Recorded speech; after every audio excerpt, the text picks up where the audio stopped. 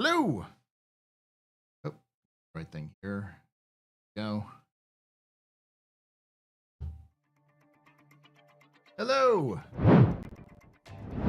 Welcome to the AstroHistorian. I guess not really live as much as the AstroHistorian lore retrospective or introspectives. I've been doing these live streams. This is a live stream, so before anybody complains, if you are that weird person who complained in my comments at one point, like, make it shorter. I don't have 4 hours to watch this. It's like, okay,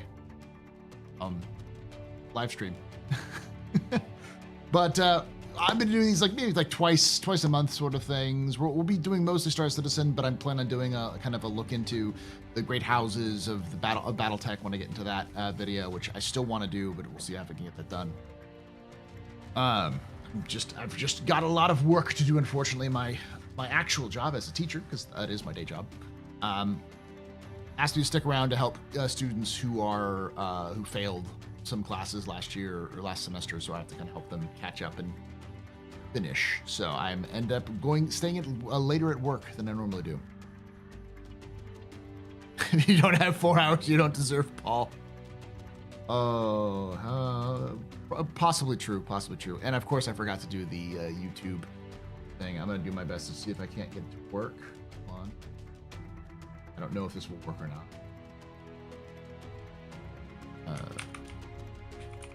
So as a result, I didn't have enough time to create the list that I wanted to create. So I'm going to go with what I have currently. It's not going to be a comprehensive system.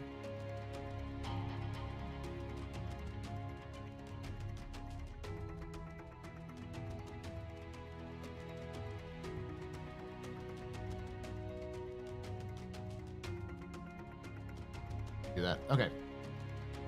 Do is I'm going to go into YouTube chat out. So YouTube, unfortunately, will not be able to see your thoughts later on, but I should be able to react to both of you now. Just got to set up properly. Like I said, apologize. I have been very busy with real life, and while I'd love to do this sort of thing more full time, I currently do not make enough money to do so. So get me with what I get. All right, Sebastian Rocket, welcome. All right. I'm almost here. Save.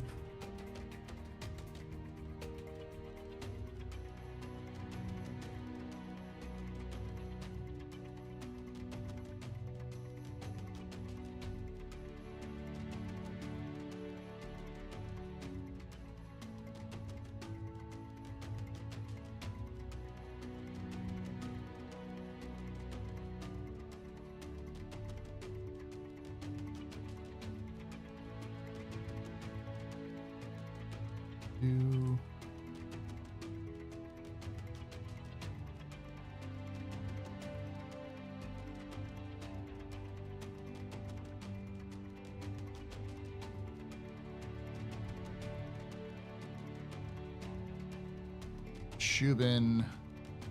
I'm pretty sure I got all of them. The only one I don't have is that one.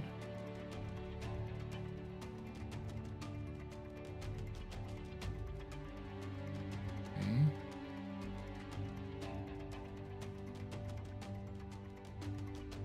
Go.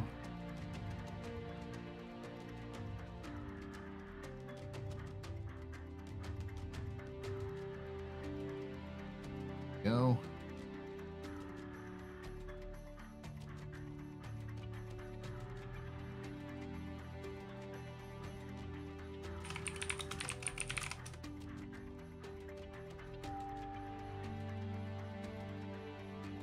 Yeah, I'm not gonna do Adagio Holdings.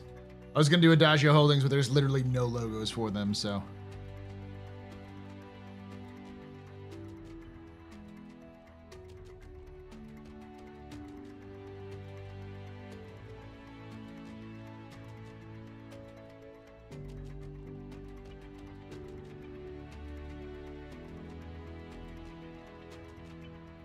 So while I'm doing this, feel free to chat. How's it going? Nice new digs promoted to, up the Hurston line. I see it's the same digs, y'all. But we don't talk about my side job working for Old Man Hurston.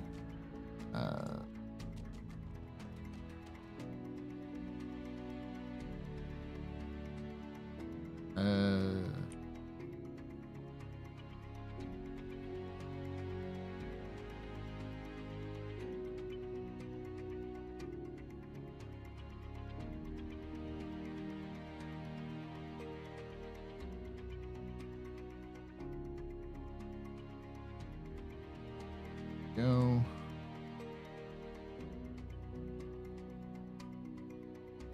Boop, boop.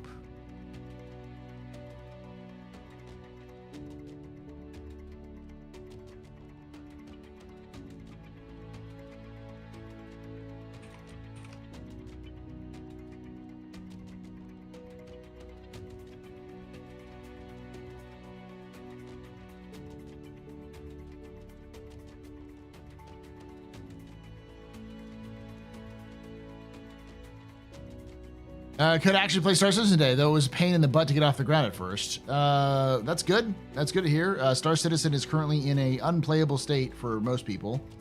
It started off pretty good. That's the strange part, is that it started off fairly good. You know, there were some issues, obviously, and the major issues with things like being unable to even get into the game at times. But like as time has gone on, it's gotten worse and worse to the point where you really can't play the game even like at all, like remotely easily. Done. Glaciers done. All right, so I think I got all of them. Just got to go through and upload them to the tier. Some of them may be missing. So keep that in mind, and if there is something missing, comment down below or let me know in the chat. I tried to pull absolutely everything I could in terms of all of the current factions that are in the game. That's the thing to understand, is that what I am doing right now is I am uploading as much as I can of images of the current factions in the Star Citizen universe in game. So these are not like, well, yeah, well, they were mentioned this one time in this in this lore article. It's like, no. We're not going to talk about that because that is not helpful currently.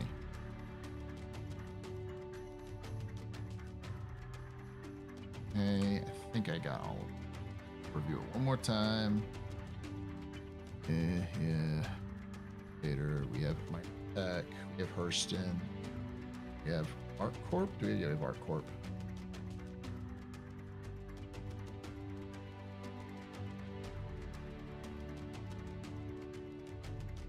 Who knows?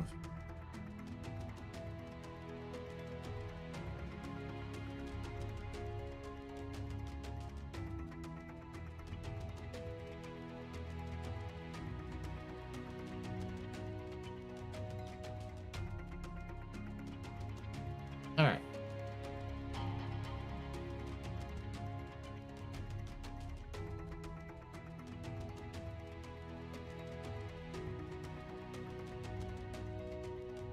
Okay, now then it just removed everything. Hold on. Hold up. I gotta redo that again. Luckily I have all the files, so it's not too bad. ArcCorp.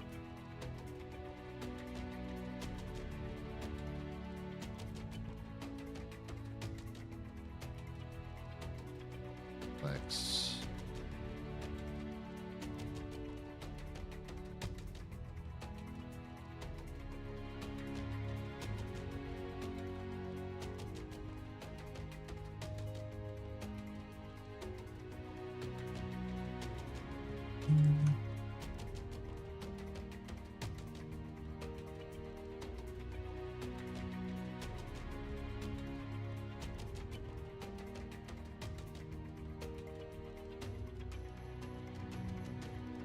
Sure, going through all of the list.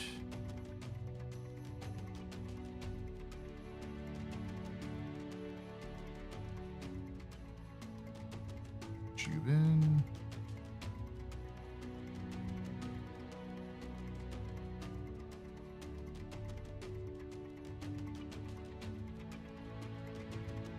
CDF as well.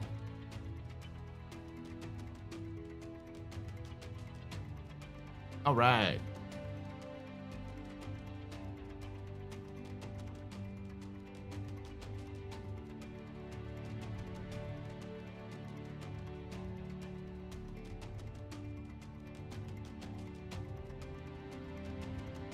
All right. So this was a suggestion by chat at one point. So I decided, why not lean into this sort of tier list sort of making thing. I know you will have missed players who are simply not aligned with any faction. That's true. Ready for the Red Festival tomorrow? Yes. 1 Fire Rats, 2 everyone else. Done. The Fire Rats I've added to this list. Controversial opinion, but because the Fire Rats are not a faction you can gain reputation with or even do missions for, they are not on this list. If we go from 4.0 preview to 4.01 live, does that mean that 4.0 technically never happened? We can forget the past month. 4.0 is live. I know there's a lot of people who argue, well, but technically it's like the reason they call it a preview is because they still had 3.23 or 2.4.3 or 2, whatever. 3.24 was still available. So they wanted to call it something different so it wasn't, you know, going to get people mad about how they released to live or whatever. So yeah. So like I shot out T-Sub Jacob for the Syndicate. Yeah, that's what I have. Yeah. Oh, the Headhunters I have. Oh, I have to add one more. Oh no, I have them there. I also have like Grimhex. I have an image for Grimhex, which is just for like all of the various, like for not Miles Eckhart, for I forgot his name, but I should probably Clem. I should probably put.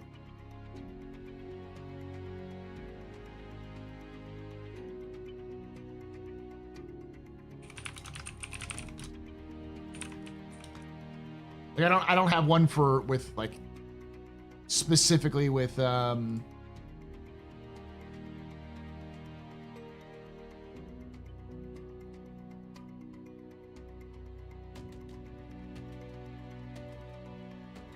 don't have one that's specifically like Constantine Hurston. Probably also have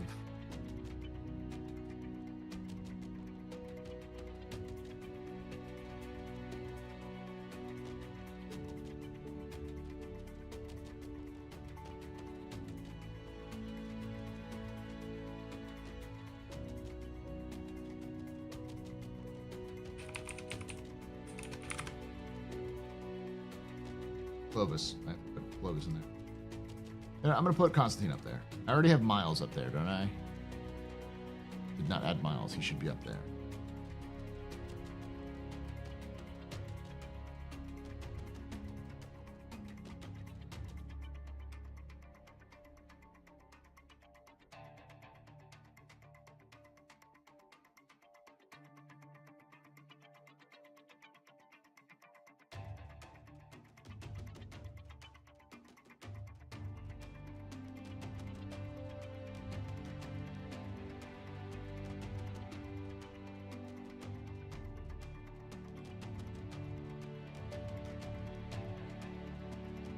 Like Eddie Parr is technically on this list, but I'm not going to put him on the list because we don't actually have any missions for him. I'm not going to put Dooley on there because I already have the CDF. Luca Brunt, I already have stuff like that. Shaw, I don't have Tessa Bannister. That's definitely a controversial choice. No Tessa Bannister.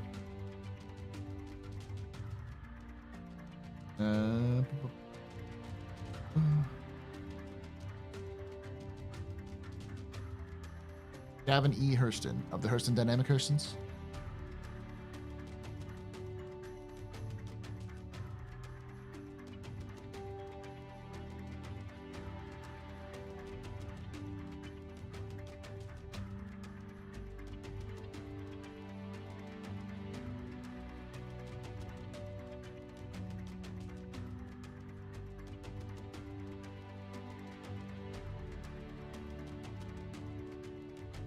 There we go. All right, the mission giver's up there. I'll put the...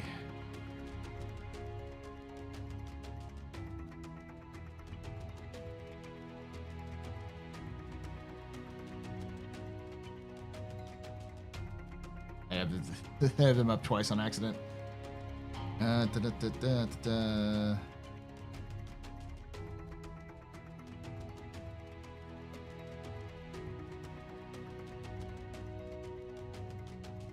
I think I'll get them all.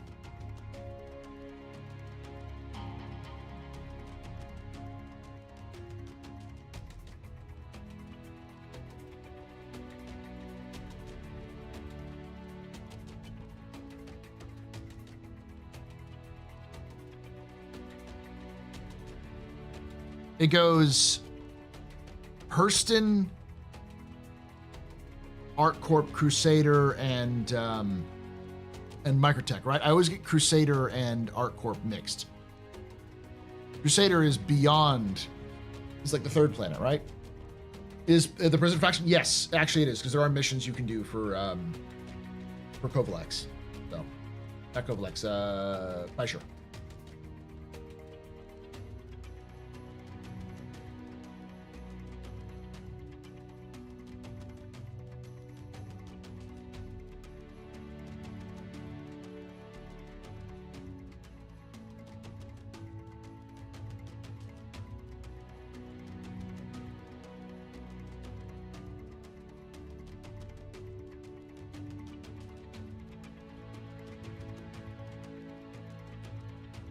So it's Hurston Crusader. So Crusader's number 2. Okay. I'll swoop that around. I don't have Microtech. Oh, I do have one.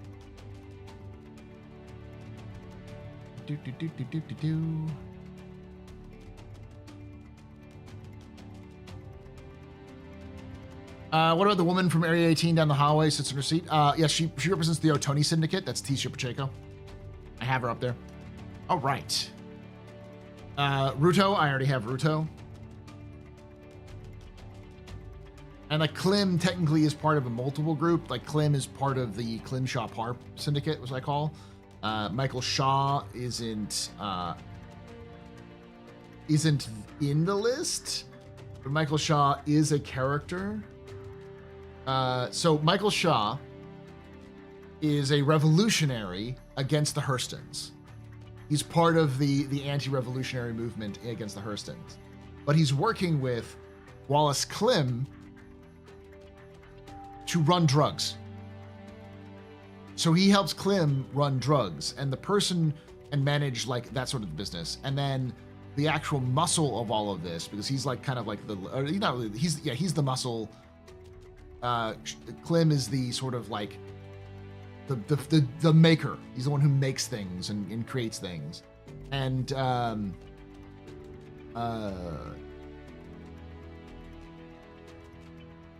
Eddie Parr is the information guy. He's the spy.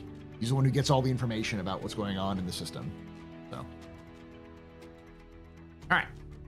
So, if you haven't seen a tier list before, the idea is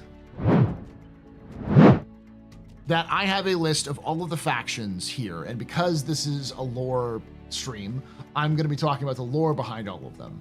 I'm going to be ranking them based off of my own belief in terms of their current lore relevancy, as well as their current job. How good of a job do they do currently of how, like explaining why they exist? So effectively, I'm going to be basing it off of how well are they written, but also how much are they used and how much you see them. Yep, I have Redwind.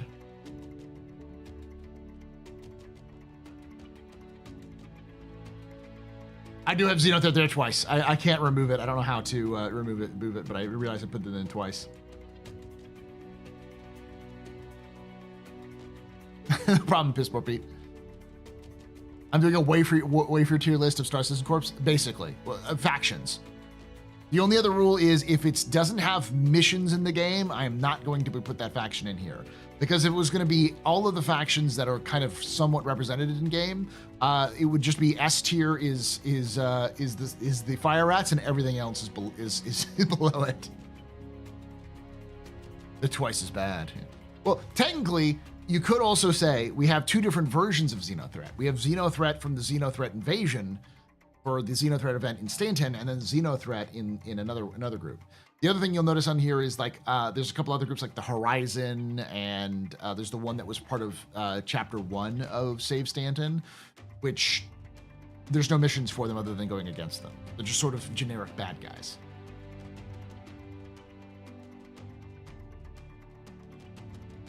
All right, so let's get started with the first one, Frontier Fighters.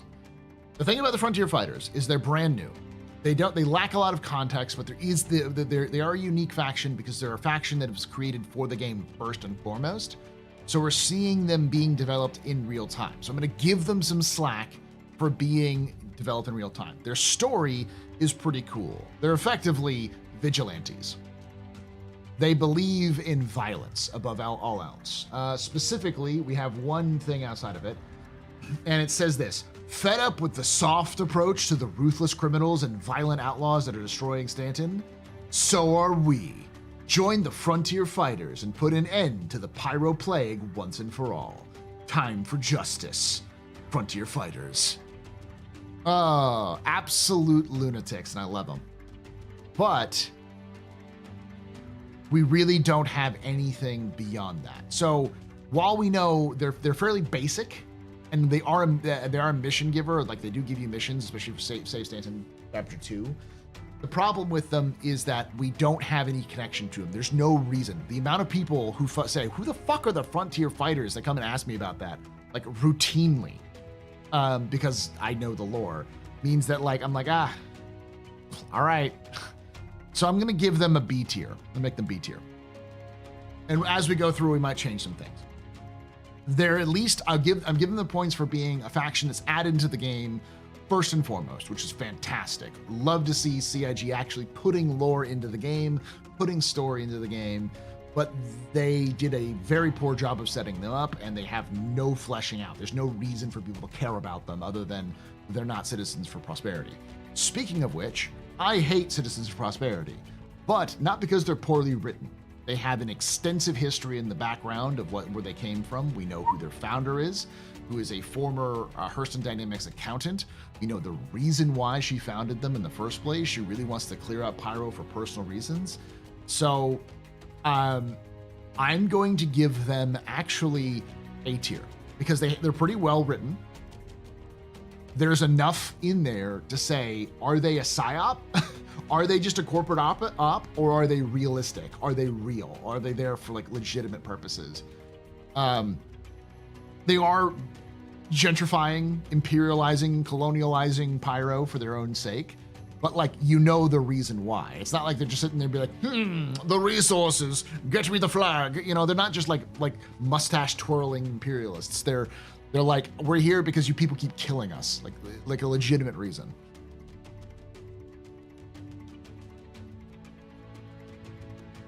And then we've got Headhunters.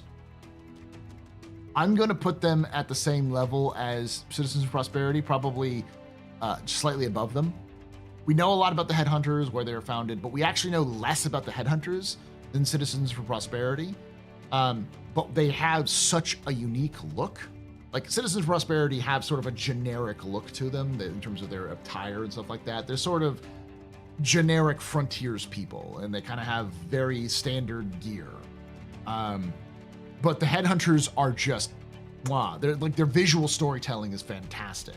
We know their history and their background, but like their specific, they got tattoos that are specific for them. CIG has really put a lot of emphasis on fleshing out this faction as a faction in the game that you could identify with. And I think a lot of people have kind of moved towards them because they like that sort of skull and other things motif. So I've given them an A tier. So these are not like the best CIG's ever done, but they're good for what CIG's done so far. Rough and Ready, S tier. Rough and Ready were an offshoot of the Headhunters, so they already connected to another faction beyond just they don't like each other. They have a full story of who Rook is, the founder of them, why he founded them, how he did it, why the stations exist in the way they are. Like, people ask, well, why don't they fix up the stations? It's like, why would you fix up the stations if they're being attacked every 5 minutes? Why don't they secure the whole station? Have you tried to secure a ruined area? It's just not worth it. So there's a lot of like thought that went into the Rough and Ready. The only thing I would say that's a little different is that they do not have a really like unique armor values yet, but they're everywhere. They're very like particular. They actually have a logo. Like the Headhunters don't have a logo, as you can see. And their story is a lot better. The only thing that what I would say is a little lower is they don't have in-game story like the Frontier Fighters do, but they have pretty good. Then we have Xenothreat. I'm going to put Xenothreat on B tier. I'm between A and B, but the thing about Xenothreat is that Xenothreat as a faction is a mustache whirling bad guy. Like, they're there to be the people you fight against. They're not really a faction upon which you can set your whole thing to. You're like your whole reality to. They're designed to be bad guys. Like, the leader of the faction is just called the Commander. And if you take one look at him, and like that because it's got this symbol, but like on his skull, on his on his helmet, and the way he like monologues political stuff, it's like this is Cobra Commander. Like, that's who this is. This is Cobra Commander. Like, the Headhunters and Citizen Prosperity have more of a reason to kind of be here. The Xenothreat are just sort of like, we're the bad guys, you know.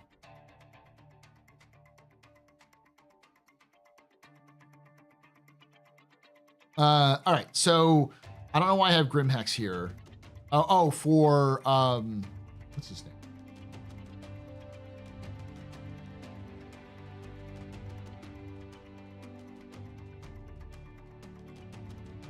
Missions.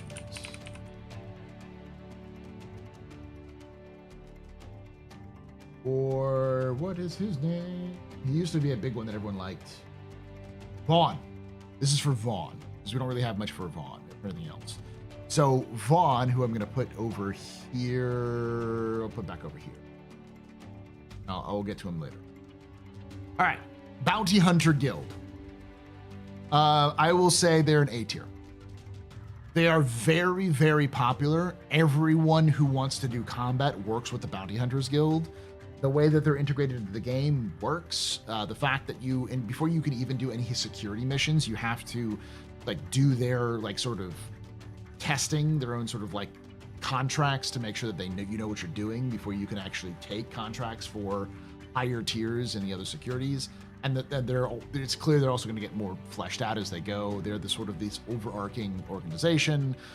In out of game, they have a lot of lore written to them, why they exist, what their purpose is, there's a lot of actually political intrigue, because there are many people in the advocacy who think that the Bounty Hunters Guild are a bunch of slack-jawed yahoos who go out there with guns and fuck up their jobs. You know, they think of them as amateur, amateurs who fuck up their investigations, you know. But they also understand that their point is. So they're pretty up there. North Rock, C tier. There's almost nothing on North Rock at all.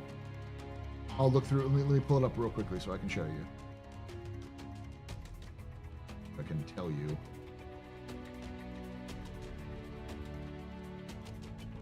We have one in like description. Dedicated to sourcing only the most qualified trained personnel, North Rock has a proven track record of providing the highest level of protection to their executive clientele. Started primarily as a bodyguard service, North Rock has expanded their operations to also offer bounty hunting and mercenary services. Many police forces and corporations have come to trust North Rock to handle the most difficult cases that they may not otherwise have the resources to deal with. We know that they're based in New Austin on Terra in the Terra system, and they were founded in 2846. That's it. They're serviceable. They're standard. I'm using C as a this is a standard, like, good enough, meets expectations, sort of like just gets to the point sort of thing. They're average.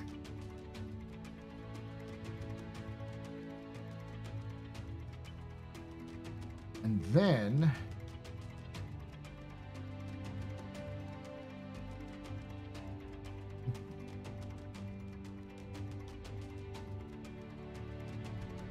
Blackjack. Blackjack is going into B tier. Above both. Yeah, probably behind Xenothreat and above that. So this is Blackjack Security. Blackjack Security, we know they're they work for ArcCorp. They're the main security force for ArcCorp. They are rivals with North Rock and Eckhart Security. And they're headquartered on Farron. And they basically deal with like just a security group. So they're okay. Not great, not awful. They're okay.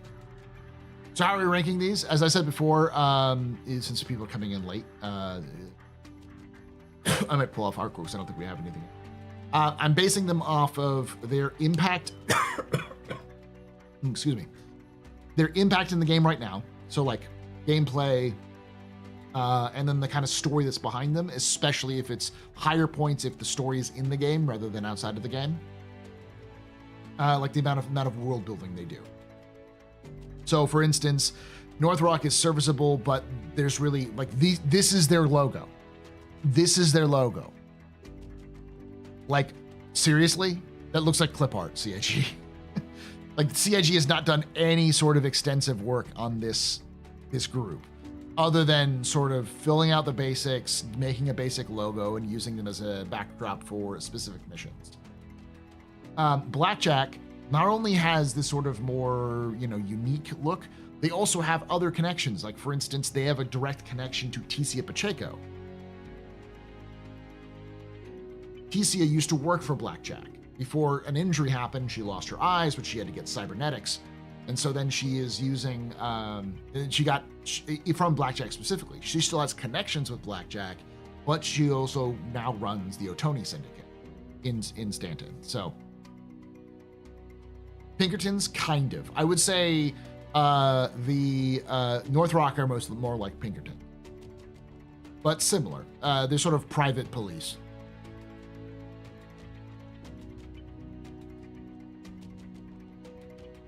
All right.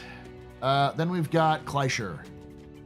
Kleischer, as much as people don't like it, I'm going to give them B tier. I know people hate Kleischer as an institution, but you're supposed to. They're kind of like Xenothreat, where like nobody likes going to Kleischer. Nobody likes the experience of Kleischer. I don't think you'll ever like the experience of Kleischer, but you may have fun in the future. That's just a game design thing. I think the logo makes sense, the concept of it makes sense, and the history behind it works. They even have a reason why the merit system is functioning, because it was actually a hack. It wasn't intended to be actually exist in reality, but they found that productivity increased once the hack of the merit system was in place. So they just never let it go. They just kind of let it happen. Yeah, and from there's really good environmental storytelling with Kleischer. Like everything, the way that the buildings are designed with this brutalist, like architecture, it's very similar to like what we see with Hurston later. And then the actual the guy who everyone loves to hate, whoever that voice actor is fantastic. Hello and welcome. You've been put into a Kleischer rehabilitation facility. They're great. I love the sort of dystopian vibes they give. All right, Asiato Communications, C tier. Good luck back in the world, civilian. There's so much spite in that in that line delivery. It feels like he slapped you. It's like as you're walking out, he just slapped you in the face and said, "Good luck." Like, I hate this man. I know it's probably not real. I'm sure it's like an automated voice in fiction, but it's like I want to find the like CPU core of this thing and rip it out.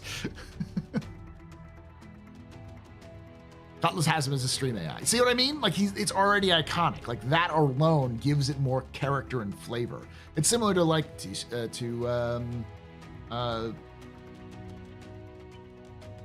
Bacon from why am I blanking on her name? Tessa Bannister. All right, Hurston Dynamics. S tier.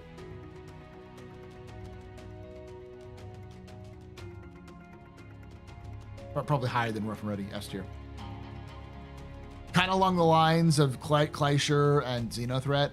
You're not supposed to like Hurston Dynamics, but they're written so well that people are like, I fucking hate these guys. They pay a lot of money. I'm gonna go do the mission for Hurston Dynamics, and people are like, they're the bad guys. It's like, yeah, but their money spends, man. Their money spends.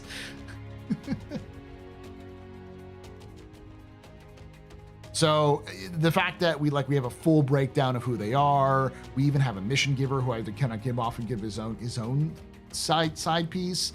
The visual storytelling of things like Maria Pure of Heart, the hospital, the landing zone, all of their missions being like evict illegal occupants. Like they're all like they are coded as evil corporation, the cybernetic evil corporation, but like their arguments aren't bad in game or in lore. Like people say they're evil and they enslave people, and Hurston Dynamics constantly goes, we didn't put a gun to these people's head.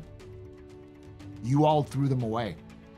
These are like, it's like they take advantage of people who are poor and who are like ex-cons who just got out of jail and are like at their like absolute lowest. Hurston Dynamics like, none of you cared. But we hired them. We gave them a place to eat, to sleep. We gave them free food. We gave them a meaning to do. We gave them free healthcare. Why are we the bad guys? So like, they suck, but they're arguing from a point of like, we know we're taking advantage of these people, but everybody else was.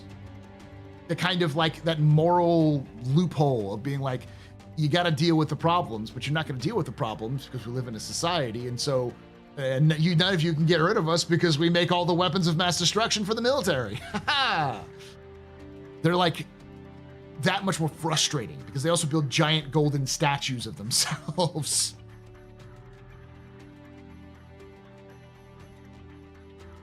Exploitative, but not actually evil. They're like lawful evil.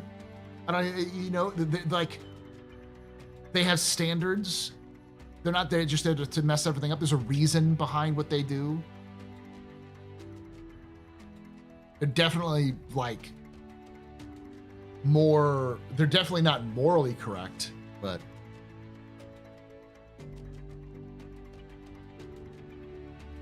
like to be too political, but I don't think many people in the Star Citizen universe would cry if the CEO of Hurston Dynamics was shot in the street. There might be a parade even. Not even the other Hurstons, not even the other family members would care. They'd just be like, fuck yeah, time for me to get in the CEO position, baby. Like they know their shit, but they don't care because they're rich.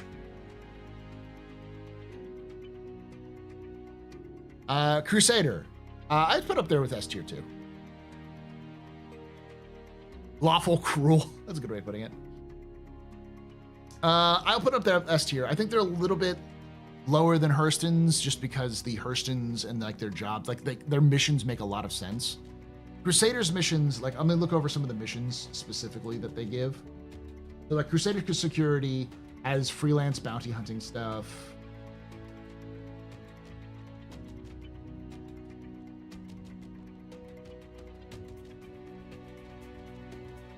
Just all bounty hunter stuff. Like there's not really a lot of, and there's some mercenary stuff, but it's like provide backup, repel raid, security work assessment, public enemy declared. They have some shady assassination missions on their side. Trespassers for Korea. Like they're not like clear out criminal nests. Like they're not like these people are illegally squatting on our territory. They're definitely more. They're less shit. And you know, you can kind of see the sort of utopian style of capitalism they try to promote. Even their like in-game lore is very much like, we want to treat people better, we want to improve, like almost all of their profits go to charity, but they're also incompetent, which I think makes a good sort of, you know, organization. There can be people like Hurston Dynamics who can defend Hurston Dynamics. You can defend your Crusader, but at the same time you can criticize the hell out of them because they're bad at what they do.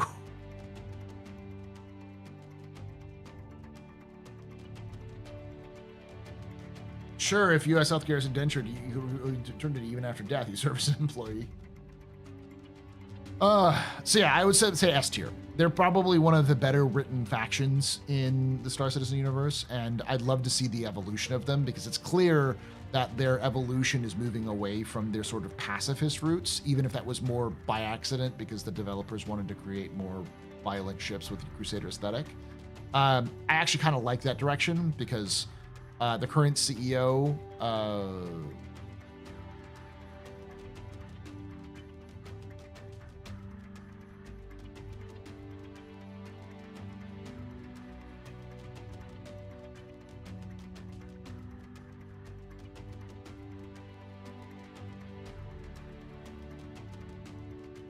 Kelly Kaplan. Kelly Kaplan is getting old. She's in her hundreds, right? And I can see a woman of that advanced age who actually literally purchased the gas giant, which is now known as Crusader, just having enough, like just reaching her limit of dealing with the bullshit that this system has caused, and just being like, fuck it, we're building guns now. We're building ships with big guns. Deal with it. Yeah, and people like say things like, well, they're not going to wipe Grimhacks off the map. There's a reason. I actually think that's really good writing because Crusader doesn't see themselves as the evil corporation. They see themselves as the good guys. And would the good guys go into a place like Grimhacks and kill everybody or blow the whole place up? No, because they're not, even though everybody knows Ninetales operates out of Grimhacks, if you went to the Grimhacks, the individual people who live in Grimhacks, they're like, Ninetales aren't here. The fuck are a Ninetail? Because they've lived there before the Ninetales showed up. The Ninetales just showed up and said, if you resist us, we're going to space you. And anyone who resisted got thrown into the atmosphere, thrown out of an airlock. Like, it's sort of like, it was sort of a slum squatting area. In fact, there were several. There's this one famous artist who came from Grimhacks, who actually got made it big from Grimhacks. Like, she was raised on Grimhacks and then left, and then disappeared actually. But she was like a singer.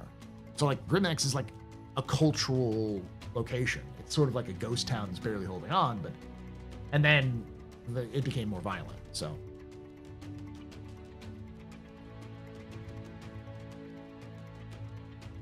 Kaplan's probably the only one holding Crusader back from going full Hurston.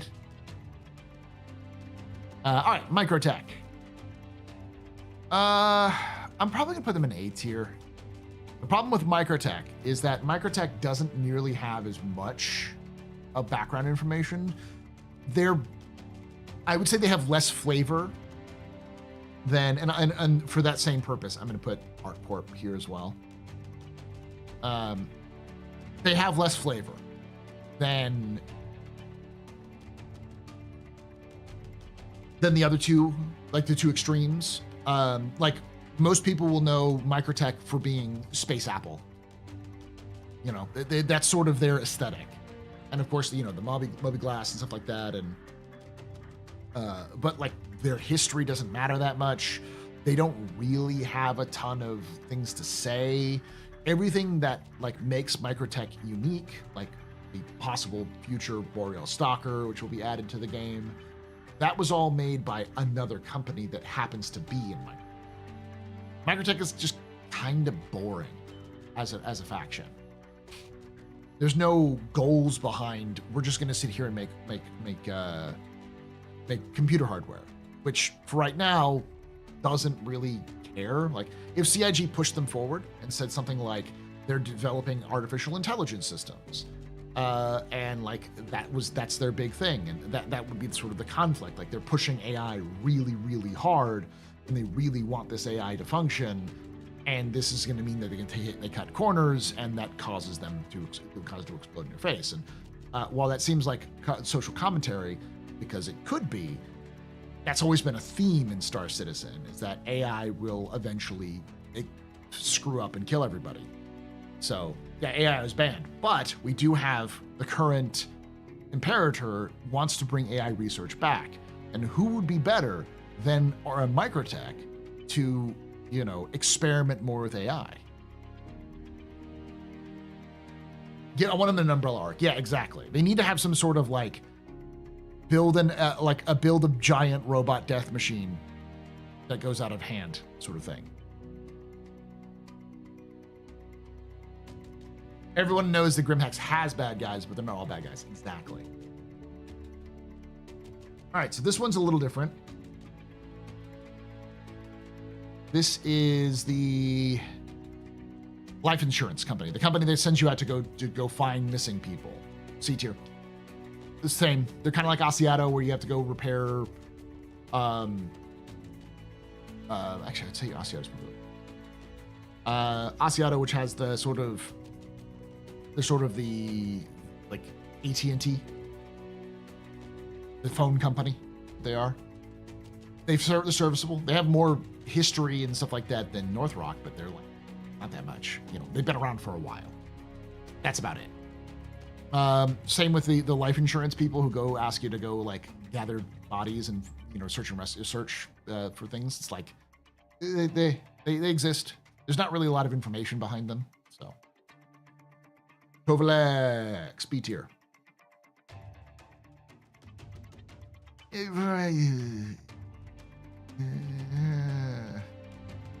tier. They have a lot more information now than they used to.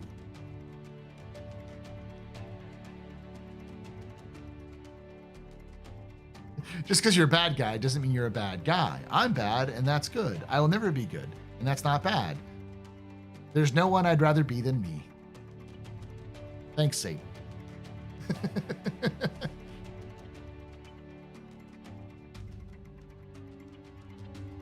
Yes, what is this? It's a tier list of all the factions in Star Citizen, rating them based off of their, like, how well they are as a faction in-game, how well flashed out they are, and how iconic they are, how much you could, like, tell. Like, for instance, the reason why I have these three up here is because almost certainly if I said those names, it would elicit an image in your brain. Some sort of, like, their landing zone, their missions, or both. And, like, these are similar, but, like, probably less notable.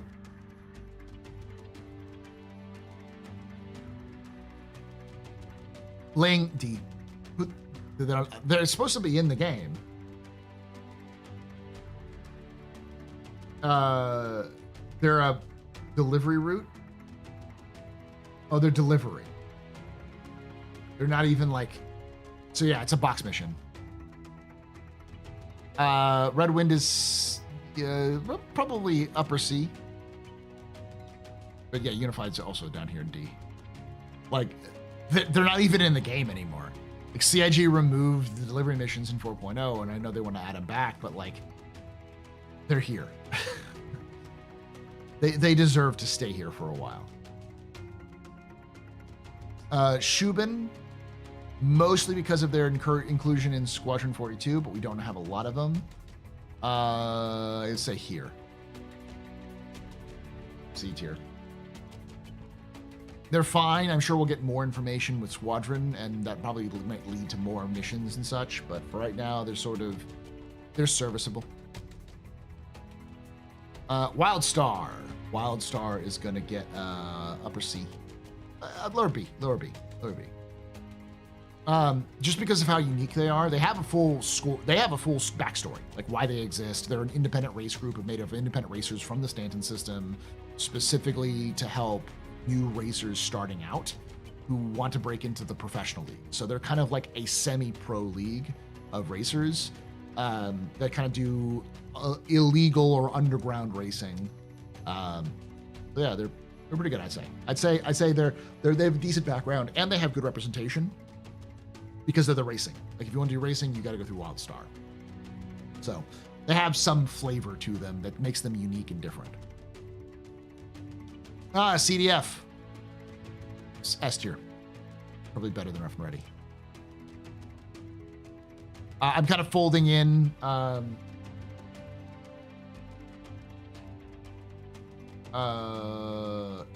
SAIC, Ruling and Dooley.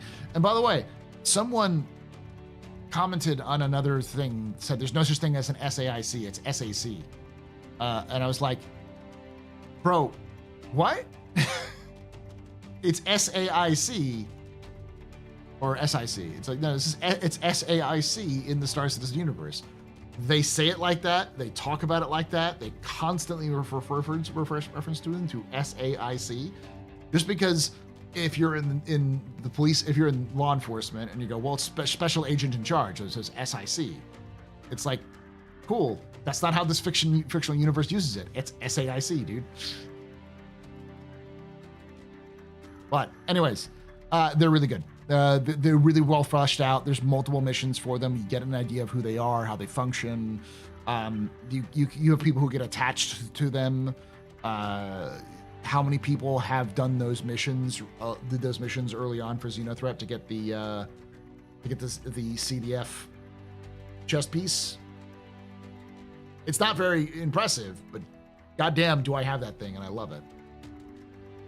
I think they fill out a really nice niche, and they definitely are going to ingratiate players to be loyal to them if they continue on like that.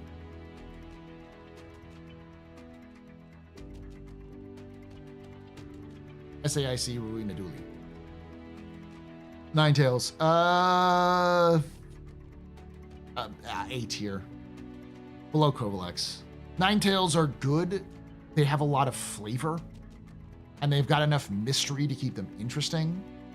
The problem is that right now, they're very much in the Xenothreat category, where they're the bad guys.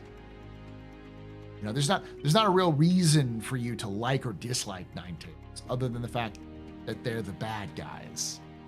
They don't like Crusader. Why? There's no indication as to why they don't like Crusader. There is in-depth lore about them, but the lore is they're really brutal. And they're like, oh, so they're like a special gang that come from Grimhex, like the original settlers of Stanton. Like, nope. They're just real brutal. The first time they showed up, they rescued a mob boss only to kill him and space him. Then they show up that was in Terra, and then they show up in Magnus raiding like ships and being particularly brutal about taking over ships and then taking the ship, killing, like spacing the entire crew of like a cargo ship and taking it with them. Like they're just, at first they're the authorities were like, oh, they're just some sort of like gang for hire, some hitmen. But like they keep doing different things. And then they showed up in Grimhex. They kicked down the door and just said, we're in charge. And Grimhex said, no, you're not. And those few people ended up with breathing vacuum. And then they said, anybody else have any questions? And they said, no, sir. Welcome to Grimhex, where you live now. And ever since then, they've just had a hate boner for Crusader and Stanton in general. I know that's one you missed, Adagio Holdings. Yes, but I couldn't find any image for them. I wouldn't put them on this list. They'd probably be in the C tier.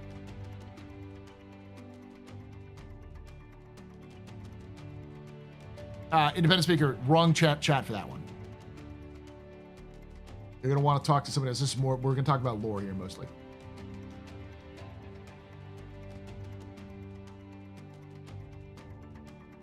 All right. Then we've got the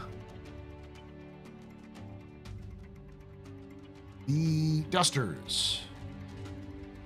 B tier. Low B tier. I want them to be good. I want Dusters to be good. I really do. Because the way that CIG has written the Stanton system, and then retconned it, but then sort of didn't. And the way that they introduced the Dusters, who have been a faction in Star Citizen since 2.0, but we actually didn't get them to like actually be in the game until recently. They are the original settlers of Stanton. Like, I still believe that. I still will die on that hill, even if CIG never explains it. They were the people who lived in Stanton before the UE discovered it. And they're the people who they removed from the Stanton system, specifically so they could take it over because it was too good of a thing.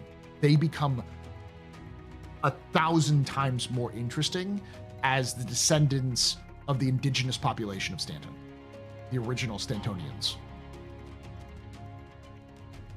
because they become a lot more relatable. Like 1,000 times more interesting as a faction. You become, when you have to go in and start killing them for Hurston Dynamics, because that's one of the Hurston Dynamics missions, is just go kill some Dusters. It becomes a lot more awful when you realize that they're the original settlers of Stanton, because it's gonna be like, oh, I get paid well, but I'm committing genocide. Like I'm being paid to commit genocide. Okay, and that makes it for more interesting storytelling. Like you need groups like this to be sort of sympathetic but still kind of bastards, because they do just raid people. They're called Dusters because they raid like mining outposts. Like they specifically like to target mining outposts for resources and stuff. So,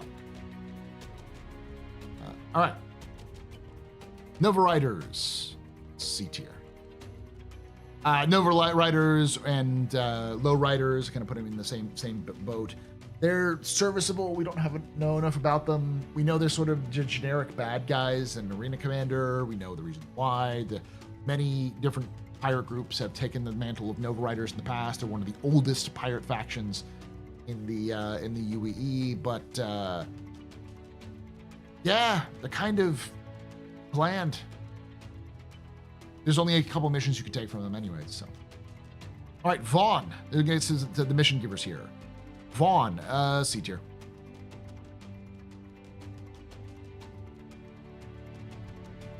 Is anyone technically indigenous to Stanton? I mean, everyone's an immigrant to Stanton, but the Stantonians had been around. The original Stantonians, the people who actually lived in Stanton before the UE discovered it, had lived there for a while, possibly hundreds of years. Because if you go to the ruins, there are ruins all over Stanton.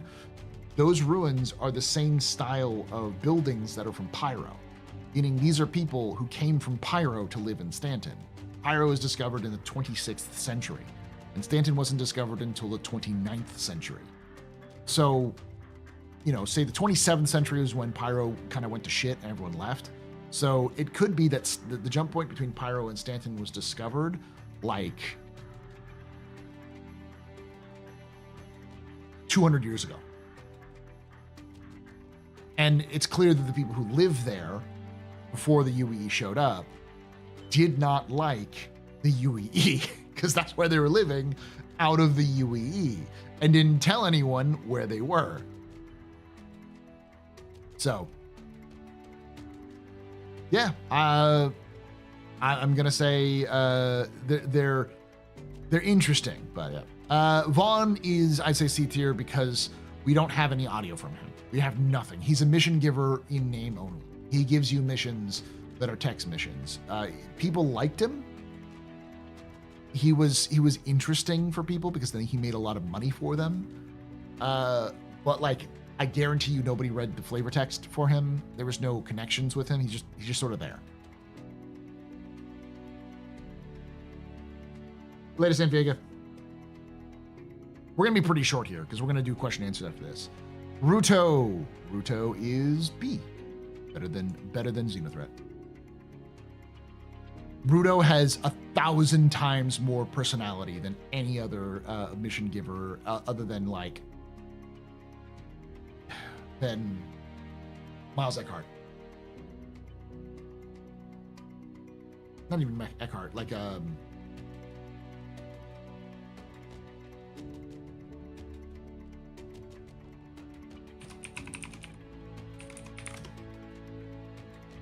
Clovis. Clovis is probably the only one who has nearly as much flavor. And I love Rudo. I used to call Rudo boss because I used to take his missions all the time. Because he is very much boss. He's an info dealer. He's leaps and bounds more interesting than Vaughn ever was. So, yeah. All right, Clovis. Clem, Lost Clem. Yeah, say low B tier. About there. His character design is very, very well done. The way that the actor kind of said, basically when you talk with him, if you've not done his mission, way back when he worked, he was like, "Oh, hello. My name's Clem." But it's not like I have too much of a gut. He's like, "My name's Clem." It's very soft. He has a very soft deliverance, but it's almost like Hannibal Lecter-esque. It's super, almost menacing, but it's clear that he's zoning out because he's high all the time. He's got some character to him. Not nearly as much as Rudo, who's sort of this funny hacker guy who also is an info dealer sort of thing. Clem is clearly a drug addict and a drug dealer. It's kind of his shtick. So. Recco Battaglia is not in the game. Otherwise, I would put her in here. Miles Eckhart. He's Miles Eckhart. Meet him once. He says, "How you doing, kid?" "Doing great. Fantastic. Good job." And then you kind of move along. His missions don't work very well, so it's part of the reason he doesn't have a lot of personality other than, "I want you to do some missions for me." He's very just the facts, no nonsense. I like the way that the actor portrays him. I'd love to see more of it, but right now he's just not as interesting to me, or I think as impactful. His mission chain is good, but it's not really, there's nothing that screams it has to be Eckhart security. That whole mission chain could be any security. It just happens to be that. He's above the law cop. Yeah. That sort of thing. He's a nice, straight sort of, he has a grudge against the gang, and once you're help hunting him down, you got to read the mission text.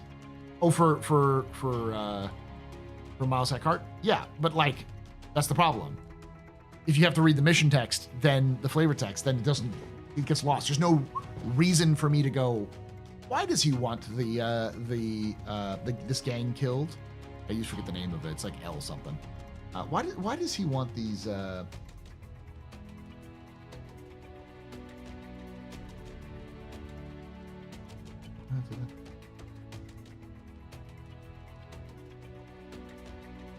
The Arlington, okay. Wallace Clem also has connections to Eddie Parr of Wally's. Yes, but it's not quite there yet. He's also connected to Shaw, Michael Shaw, who has one of the most interesting characters that we still haven't seen and we really need to see, which is the anti-Hurston movement. The Hurston Workers Union. That group has a lot of flavor to it, and I want to know more because I need something that is countering Hurston, but is also kind of not doing it the right way. They want to fight the Hurstons, they want to overthrow the Hurstons, and they want to murder everyone in Lorville. It's whoa. Revolution is one thing, but genocide because you don't like the Hurstons? It's not just oh, we need to kill the Hurstons. It's and free the people. It's those people are too connected to the Hurstons. They're going to fight for them. So all of them are brainwashed. We need to kill them all. They're that sort of, they want to kind of do most of it, but we don't really have him in the game yet, which would be interesting. Tisa Pacheco, same. I'd put her directly on top of Miles Eckhart if I could, because they have the same thing. Potential, very good. Execution, kind of shit. Ticia is actually the Price of Freedom mission giver as well. Like, she's the one who sends you off to go thaw out somebody, and she has the drug missions that are pretty popular for going and bust up some drugs. She has some interesting missions, but I think she needs a little bit more characterization. Drug smuggler in a bar and possible competition for Wallace. Yes, she is definitely, she's the head of the Atoni Syndicate, and almost certainly is the competitor to Wallace Klim, Eddie Parr, and Michael Shaw, because she's trying to set up a branch of the Atoni Syndicate, which is this system-wide or multi-system-wide criminal cartel. And it's clear that she has been chosen to set up a syndicate here, Stanton, and her job is to make sure that there's no competition. And so that's one of the reasons why with like the Price of Freedom mission, where she goes out to free somebody, she's like, you need to free these specific people and fuck the rest of them. Because she's only freeing her people, not the people who are competitors to her business. Her job isn't to free all the prisoners. Her job is to free her own folks, not their competition. Let their competition rot.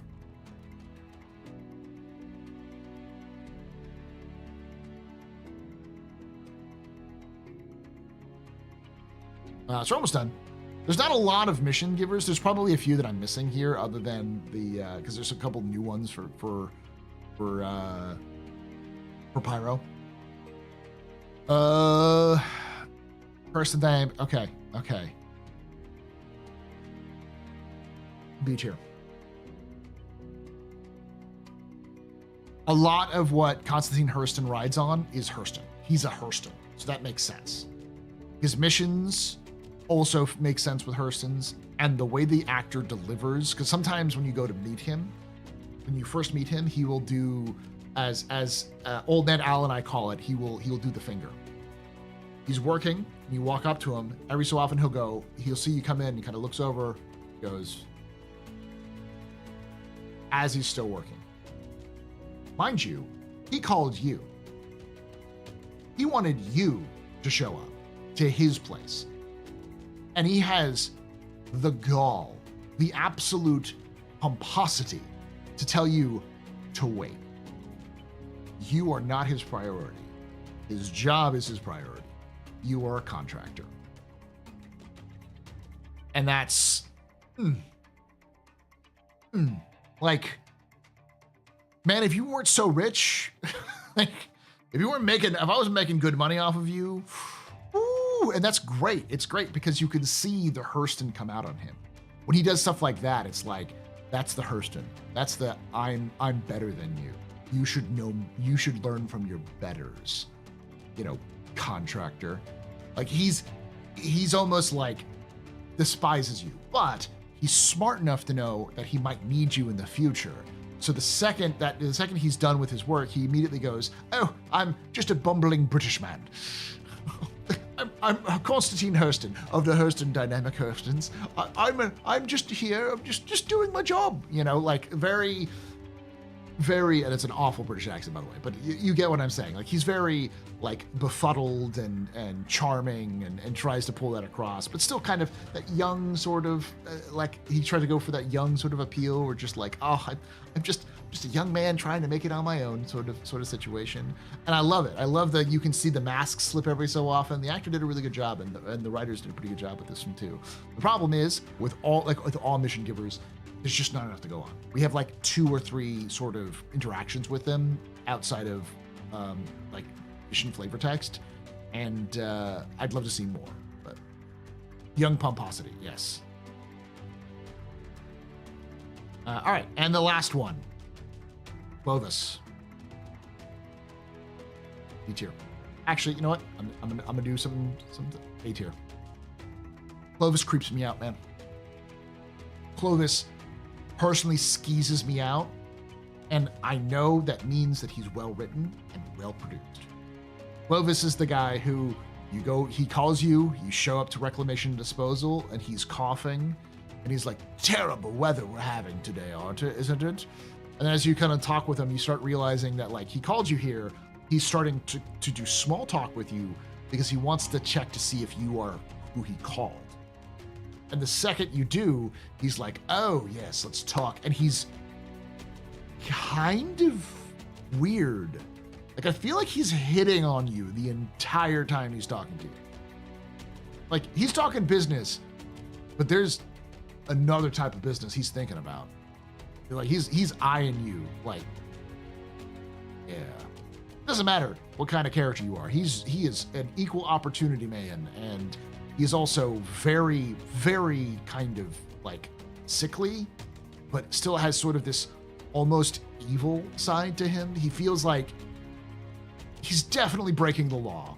He's definitely not on the right side of things. And of course, the missions are very much the same kind of idea because you're salvaging like crashed satellites for him. So you're stealing information, person information for him. But he's still believable. Like it's believable that a guy like him who works in reclamation disposal would try to kind of go off books for some things, because no one's going to expect the sickly old man to secretly be running a, info empire.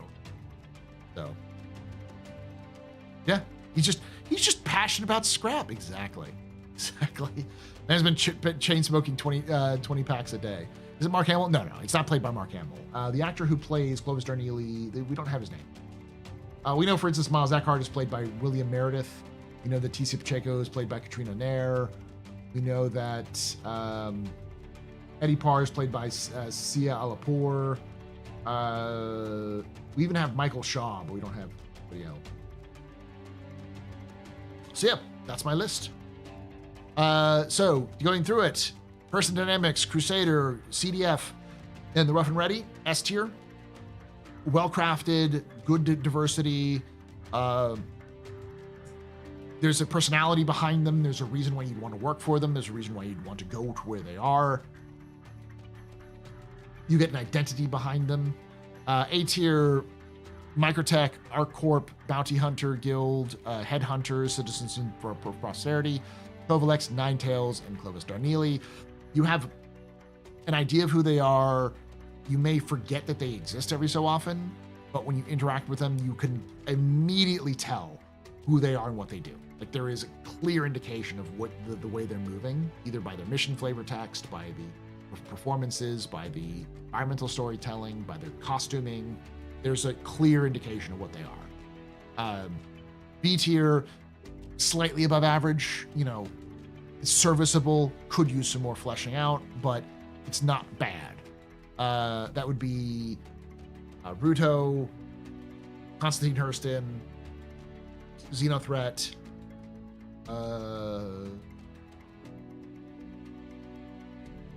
Rock? North Rock. Not North Rock. It's Blackjack. Even Blackjack has like voice files. But yeah, Kleischer, Klim,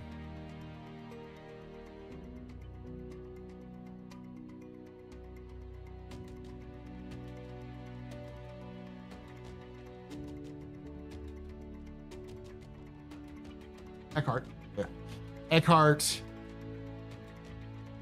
Tisha Pacheco, Frontier Fighters, Wildstar, and the Nomads isn't the right word. They use the old Sand Nomad thing.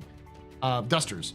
All of them solid. They could use some more fleshing out, but they have at least a good start. If they had a little bit more, a few more scenes, maybe some more custom armor, maybe a little bit more background information that people could find in game, I think they would be a much better faction that would be more interesting to engage with.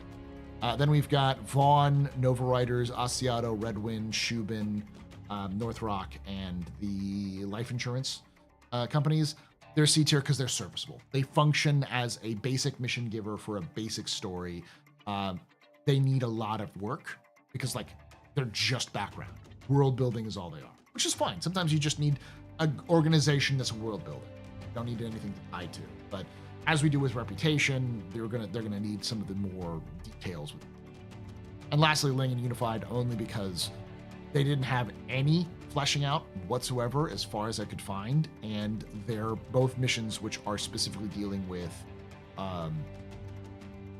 delivery, and those delivery missions don't end in the game. Redwind's delivery missions aren't in the game either, but you can kind of see them in Pyro. I think Redwind has some Pyro missions there, as well as like in around Hurston, and they have some flavor to them. Like, they're sort of not legal. Like, they definitely do some smuggling on the side, but they're like straddling the line between legal delivery corporation and smuggling ring. Yep, that's my factions. Those are the factions.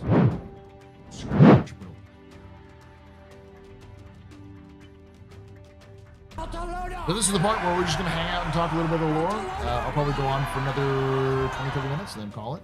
This is a shorter one, but I wanted to do a little bit of this. Someone suggested do a faction list of a tier list of the factions for Pyro, and I was like, fuck it, I'll just do it for the entire game.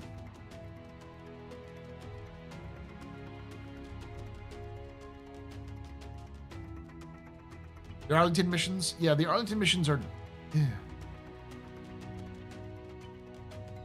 If we had some more interactions with Miles Eckhart, with the Arlington missions, I feel like he'd be a better character. Like, I don't know why this is personal for him.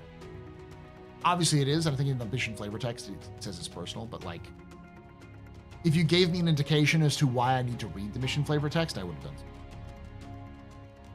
Doesn't Renwood show up for holiday delivery box missions? They might. But I think all of the delivery box missions are there.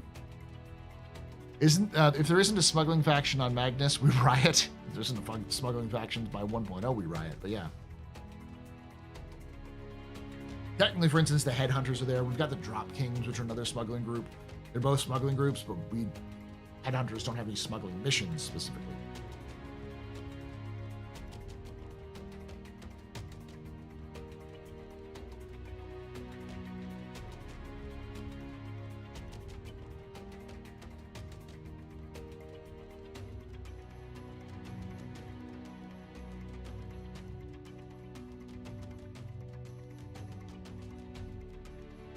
Did we mention the Sun Worshippers, the Fire Rats? No.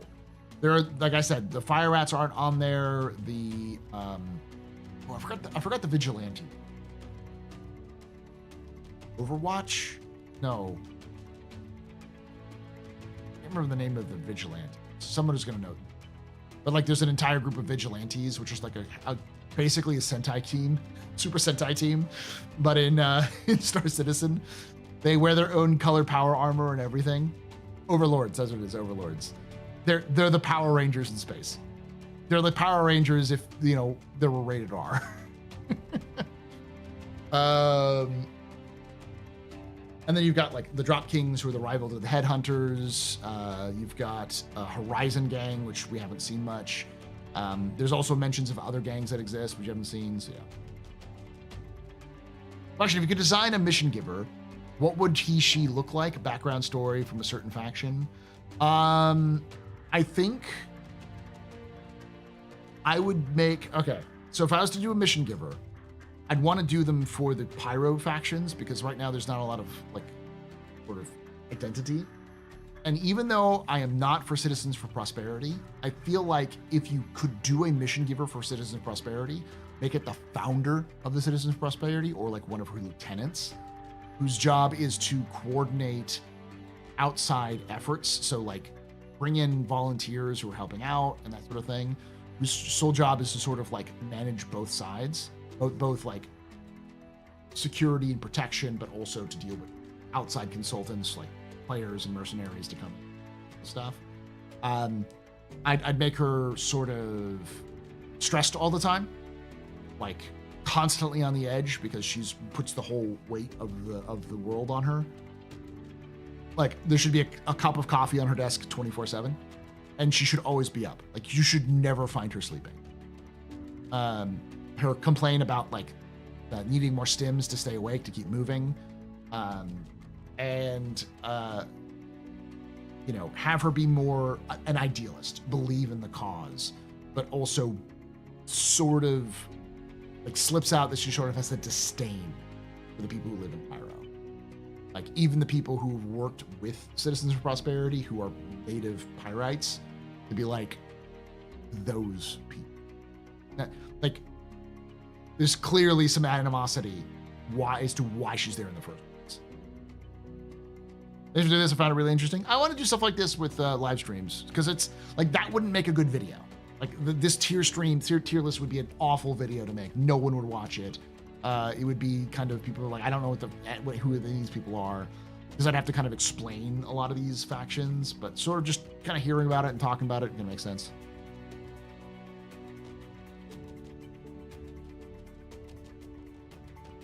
Would she even have a carrot hairdo? 100%. I don't talk to Dave, but I would if I could. I love Bear. I think Bear is great. And the fact that he has an illegal AI on board his ship is fantastic. Is your video on the Hurston still in the works? It is. I'm actually planning on releasing the... I was originally going to have the video on the story of Star Citizen out this month, but I don't think I'll have a chance to. It'll be this weekend, probably.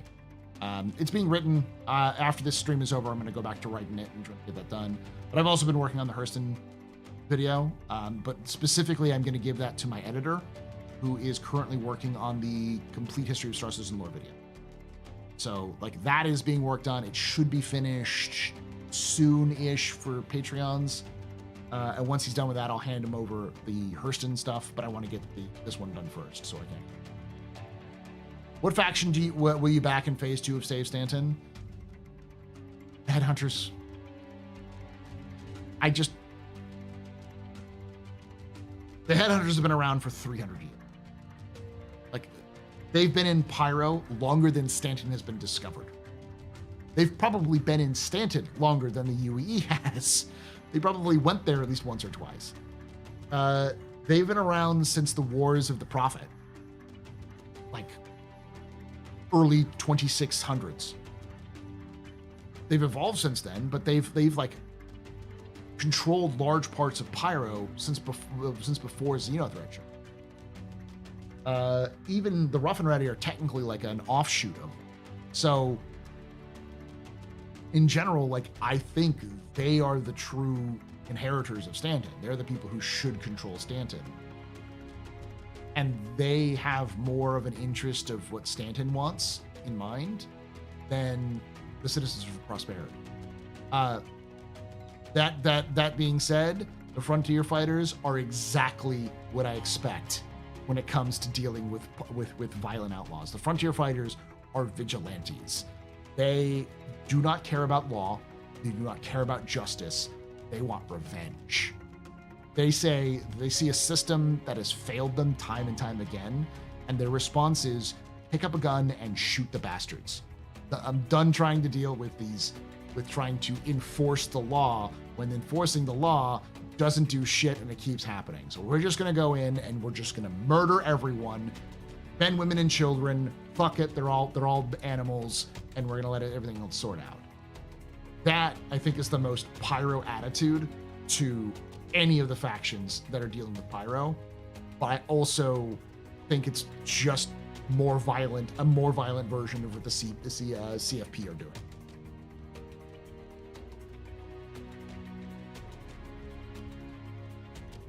I feel like Headhunters have kind eyes.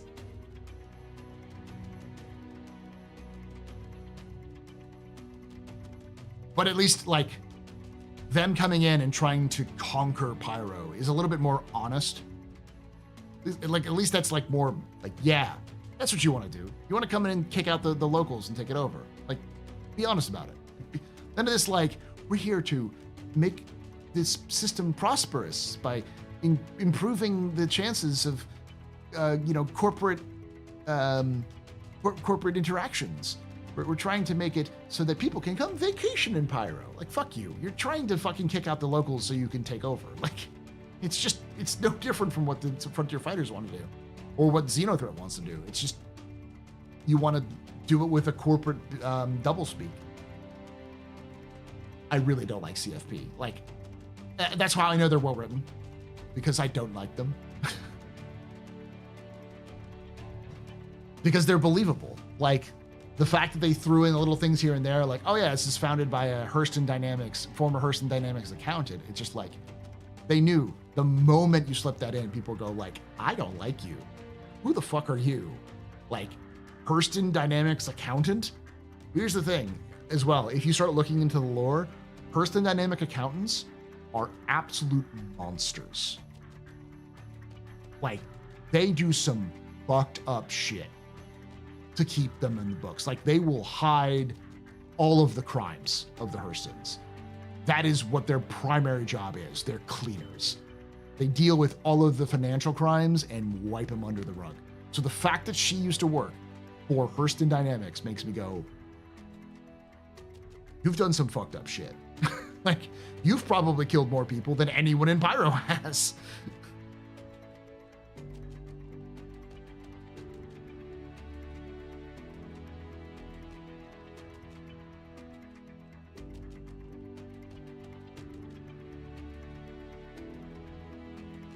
And then the crew and labs are minding their own business.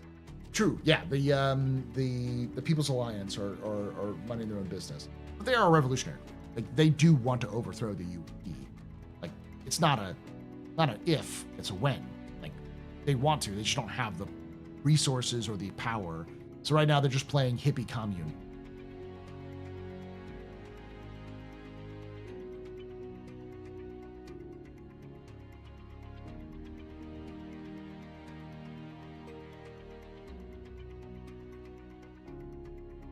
Renegotiated their living status. Yeah. Like, for instance, one of the moons of Hurston is actually named for a non-Hurston. She is a Hurston because she was married to a Hurston, but she was much younger than said Hurston, like age gap problematic younger, and she was an accountant. And it's specifically pointed out that she was a very good accountant. It's like, what did you do? How? Why is someone, and then she ended up going into the military to serve as a special weapons group. I am not kidding. She was part of a special weapons group.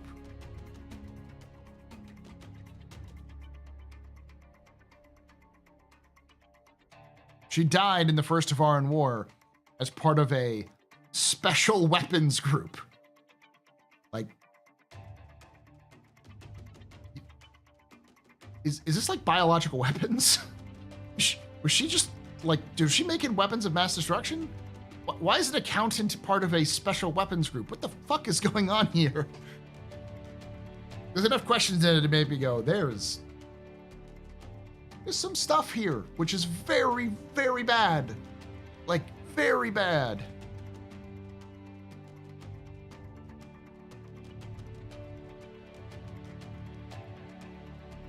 Which is why I think the Hurstons are really well.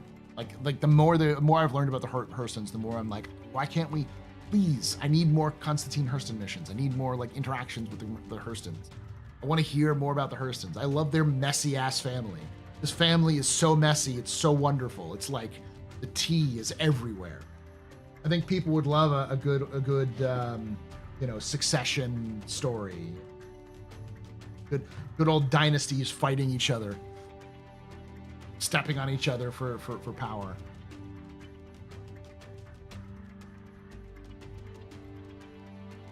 And I think that's in general where I'd say with the factions. The factions are mostly okay. They're serviceable to what they need to be. There's a glimmer of where they're going with it. Straight up to, this is a faction I want to like interact with work for, work against. Like, there's a reason for you to just know them.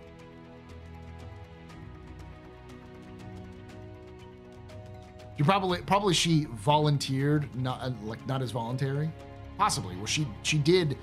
I wouldn't be surprised if she was an accountant, did some creative accounting to get which got the attention of the Hurston, her future husband, and then got married to him, and then her is a bid to try to prevent this couple from gaining more power. The CEO of the Hurston Dynamics at the time, or one of the other Hurston family members, managed to get her volunteered for the military as a means to try to ensure that she would be respected by the family, and then just happened to put her in the worst place at the worst time for when the Tevarin War broke out.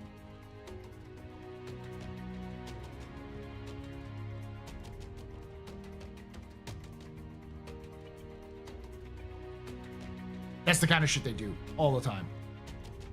Like Maria Hurston, whoo! The story of Maria Hurston is fucking spicy. Do you expect an explosion of lore as factions are rolled out, or just a trickle? I expect it to trickle and then compound. I expect within the 2 years, we're going to have enough lore where you sit back and go, that's a story. CIG's telling a story here. Like, I expect you to kind of be surprised that suddenly there's factions with like background and characters. It's not going to be like suddenly you've got 3 different factions, all with mission givers and unique missions and storylines. I don't expect that to happen. I expect it to be like mission here, a mission there, some events here. Eventually, those events start getting like voiceover or full mocap and so. Not Warhammer levels, but going that way. It's kind of like if you've paid attention to many early IPs, early new IPs like Destiny or Warframe or Warhammer, BattleTech, those sort of places where like you sort of see they just kind of are making stuff because it's cool and it fits the aesthetic, and they need a group that kind of fits the motif of like a mission or a location. And it feels very much like that, but where those other franchises sort of kind of stuck things together after the fact and had to retcon a bunch of stuff to make it work. CIG seems to be a lot more careful, because that's one of the few things that like people say, well, CIG retcons stuff all the time. And whenever I hear that, I say, like, what? The one thing they always point out is Pyro. It's like they didn't retcon the factions of Pyro. All of the factions of Pyro are still there. In fact, most of the factions of Pyro that we know now didn't exist in the lore until recently. That's not a retcon. They literally just said there were other gangs there and didn't list them because they knew that they wanted to let the developers develop the game, make interesting factions and so most of the factions and gangs of Pyro are actually just things that developers wanted to make that have then been incorporated into the story by their creation, like the Frontier Fighters. So it's doing it the right way. If I was to do an IP, that's especially a collaborative IP like a video game, this makes sense. It works the way it is. The only issue is it's just not quite immersive enough. It's not quite buy it. In my opinion, you need characters to care about. That's one of those things that like Dave Haddock, we had an interview with him years ago. He mentioned something about like how he's a big fan of horror stories and horror novels, horror movies and horror novels and stuff like that. And one of the things that struck out at me the second he said that, one of the things that immediately hit my brain was horror requires good characters. Because if you do not have a good character in horror, then there's no one to root for. There's no reason to want to see somebody survive because there's no one you care about. There's no one you want to see succeed. You just have a bunch of people who get killed by a slasher, or weird spooky stuff happens to people you don't care about. You have no buy-in. And it's from what I've seen in terms of how they've been writing things, seems like they understand that. So if they understand that, they need to do that. They need to just bite the bullet and make characters that people will attach them to. We need a Cade 6, Sergeant Johnson. I think of other franchises. Not big on this one, but Warcraft, the lead orc in the Warcraft universe since Warcraft 3, who has been leading the factions. He might be dead now, but he was like a major leader in Warhammer 2 or World of Warcraft.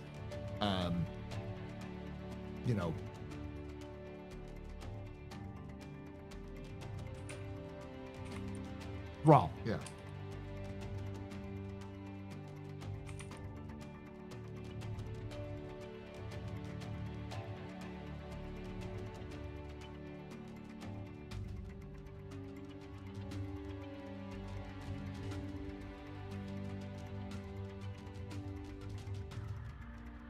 Or Sylvanas, another good example.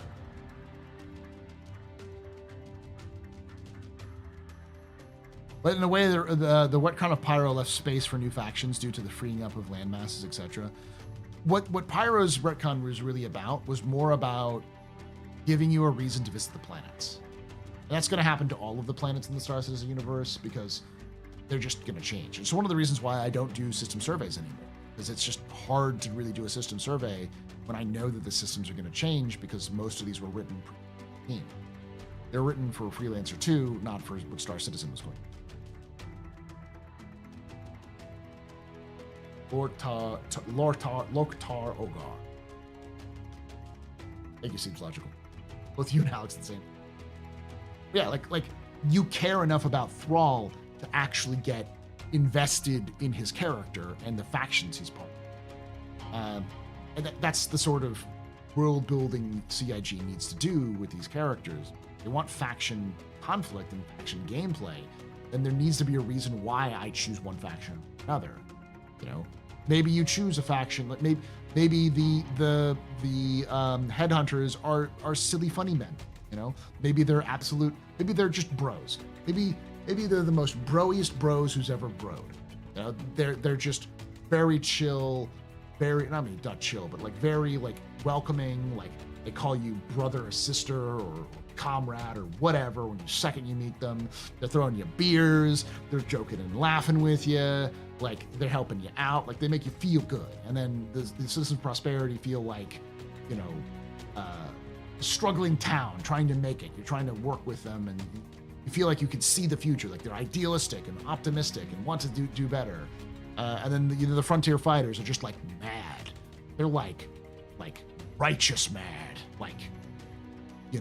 You could feel the hate burning in them, and you kind of go, I like that. I can feel this sort of real. They're honest, they're realistic. They hate everyone who's just fake, this fake attempt to make things good or to control,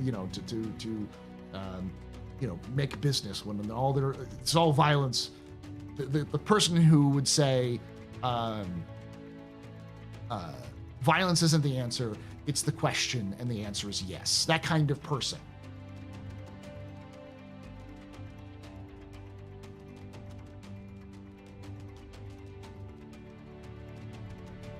They showed the Xi'an in Squad 42, yes. Is the Vandal stronger than humanity? Probably collectively, yes, but because they're not a unified race, they're kind of a horde, or they're individualistic. They're different tribes. Each tribe fights amongst each other for resources. They're probably not unified enough to actually defeat humanity. It's probably the biggest advantage. Do you think we will see quest givers from Squad 42 in the PU, or characters from Squad 42 as quest givers in the PU? Possibly. But the problem is the time difference. Squad 42 takes place in 2945, I want to say. 2945, 2946. And it's currently 2955. So it would be a decade after the events of Squadron 40. They call Thrall Green Jesus. He's very loved within the WoW subculture. Yeah, I mean, people call him a Mary Sue, but he's a character you can connect to. This is for Prosperity might have the only paint I'm interested in for the event, the Moral Quandary. The Xi'an are definitely the strongest race in the Star Citizen universe in terms of their scale.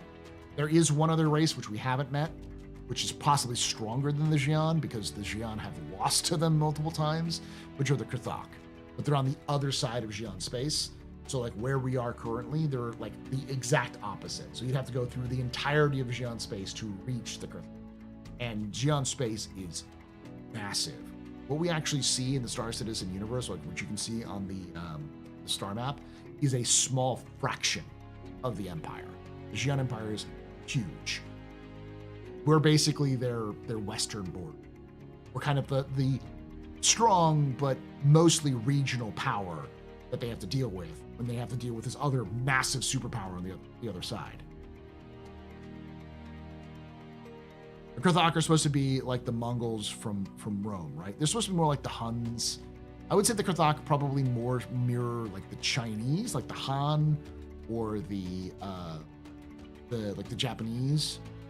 It's sort of a mixed metaphor because there's a lot of different things. Like the Xi'an are the Chinese, but they're also the Persians, like the Seleucids. They're the eastern enemy of the Romans, which is humanity. So they're constantly fighting, and of course, who are the main enemies of the Persians? They were the Huns and the Mongols who would eventually come in and take over. So, but then again, like we also have the Vandul, who are literally the Vandals, and the Goths, the steppe tribes from just the immediate steppes on the other side of Germania, and of course, them moving west pushed the Germans in Roman territory, and then also they would eventually move into the Eastern Roman Empire provinces. Is the Tevarin stronger than humanity? Because the Tevarin war, humanity lose every time? No, humanity won. They beat the Tevarin every single time. Tevarin are a shattered race. They're minuscule in population compared to humanity. It's just they kicked the shit out of humanity for most of those wars. And then humanity figured out how to defeat them. And the second that humanity figured out how to counter them, it was just game over. You know, it was... The Tevarin almost always had a technological advantage or a technological edge. But the second that humanity could overcome that edge, the Tevarin folded like a house of cards. Like they just collapsed like a beer can. They just did not have the structure. Once they lost that advantage, they didn't adapt well, which is kind of Tevarin culture. Tevarin are very rigid. The Rajora is a very rigid structure of beliefs. So.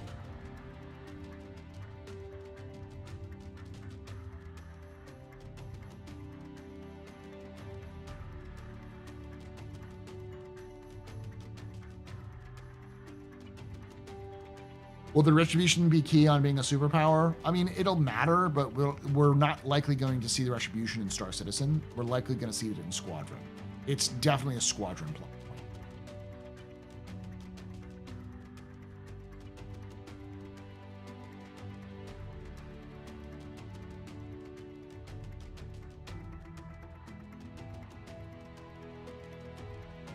Back when SC was mostly space and only landing in a specific zone, and planets were mostly just a thing you flew by, and the lore was written to justify not landing versus now that needing to fill out the factions. Yeah. There just needs to be a reason for you to land there, but also now that they have landing, they have to like justify why people don't live there or whatever. So there's stuff like that. There's a balance there.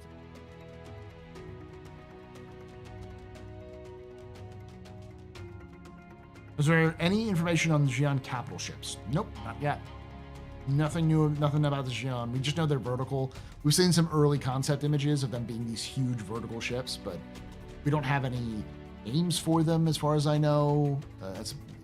There's nothing really there. I think the Volper is one of the names of their bombers. So there's like a Xi'an bomber called the Volper bomber. Maybe that may be a Vandul name.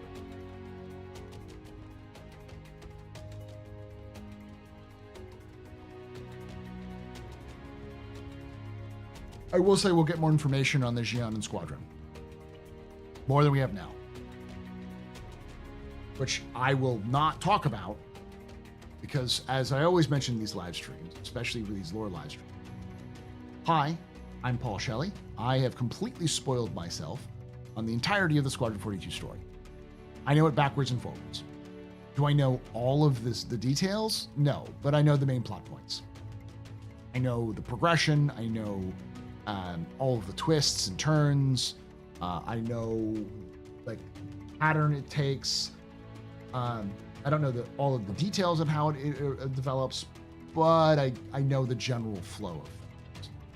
And I'm not going to tell you anything else beyond that because I don't want to spoil people's experiences.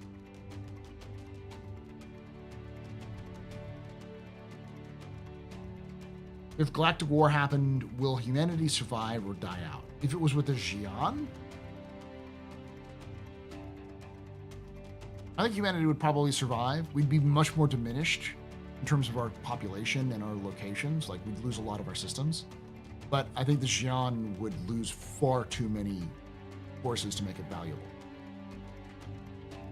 We started off with the Xi'an as completely behind them, like massively behind the Xi'an in terms of technological capability. Only now in human history have we almost met the Xi'an in terms of their capabilities. To the point where the Xi'an have to develop new technologies specifically so they can stay ahead of us. But we're pretty peer in terms of competition now. But the Xi'an have just far more numbers on their side. But the Xi'an also know that invading human space would be suicide. Because, yeah, they could come in and take human space, but humans can live anywhere, and have lived anywhere, and will actively resist them if they try to attack. So they're running into an insurgency where they cannot protect their supply lines at all, because just jackasses with an Aurora become a problem, especially if they're zealous enough to just throw their Aurora at your cargo ships as a manned missile and blow you up. They understand that humanity doesn't trust aliens, and there are people in humanity who don't trust aliens who are psychotic and will do anything to kill them. So they're like, they know that it's a stupid idea to attack us. But at the same time, they also recognize that because some of us are psychotic, we might attack them. So they have to be prepared to defend themselves in some way.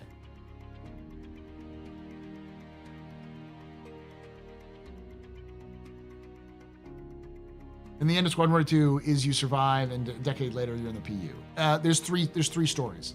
The end of Squadron 42 leads into Squadron 42 Part 2 and 3. I don't know what Part 2 and 3 are because I haven't gotten to that point. I haven't listened to any of the audio or read any of the descriptions. All I know is the first part 1. And that it's changed a little bit, I'm sure, because since I heard the leaks from way back, but there are 2 other parts. So this is just Act 1 of a 3-act story. Is the Mezzo era the golden age of the UEE? If you're a centralist. Probably not. Things were a lot worse, especially under the later measures. Like, it was awful. Like, end of the 27th century, so like 2600s, you have the arrival of the Van Duel. You have a fucking civil war that breaks out between the different measures for power. You have the fall of multiple human systems of the Van Duel, which the measures then just sort of ignored or tried to use as a means to beat people into submission. And then you had incompetent rubes who just happened to be good, like have the right bloodline to take over as measures, who were easily manipulated and were vain and stupid. Doing things like lowering the working age to like 7, absolutely gutting any environmental protection, making any sign of protest like a deletable offense. Like, they were stupid as shit between like 2690s and the 2790s for about a century.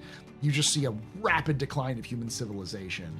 Technology gets worse. People just start getting black-bagged and disappeared. Like things are awful in the UEE for about 100 years. So like the first 100 years, it's bad, but it's sort of manageable. There's still some like back and forth. They managed to win the Second Tavaran War. Things are doing pretty good in the middle of the 27th century. Technology's advancing, but it's like slow. It's not nearly as fast as it used to be. And then you hit to that end of the 2600s, and it's just like the last competent measure is lets her own ego get the best of her, and it's just like it's bad. Just, yeah.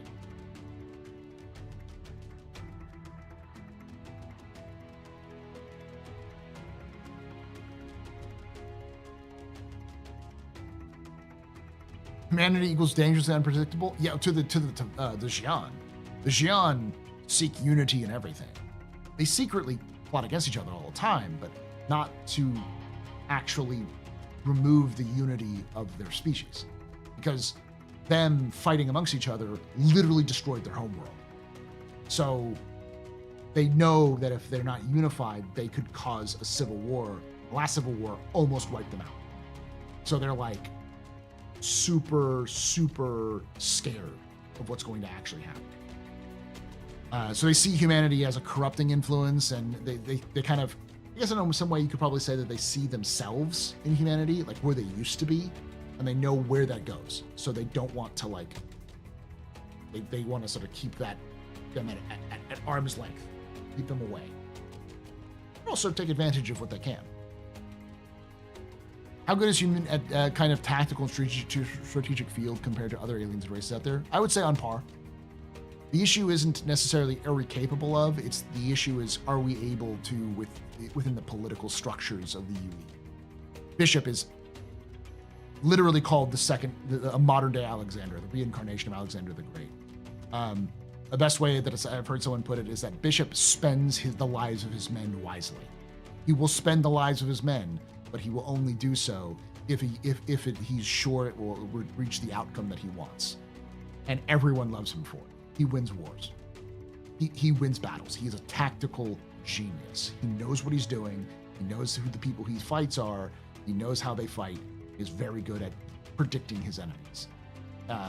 He is Star Citizen's version of Thrawn. But there's only one Bishop. There's not like a ton of these people out there who know these things. Most of them aren't as good as Bishop are.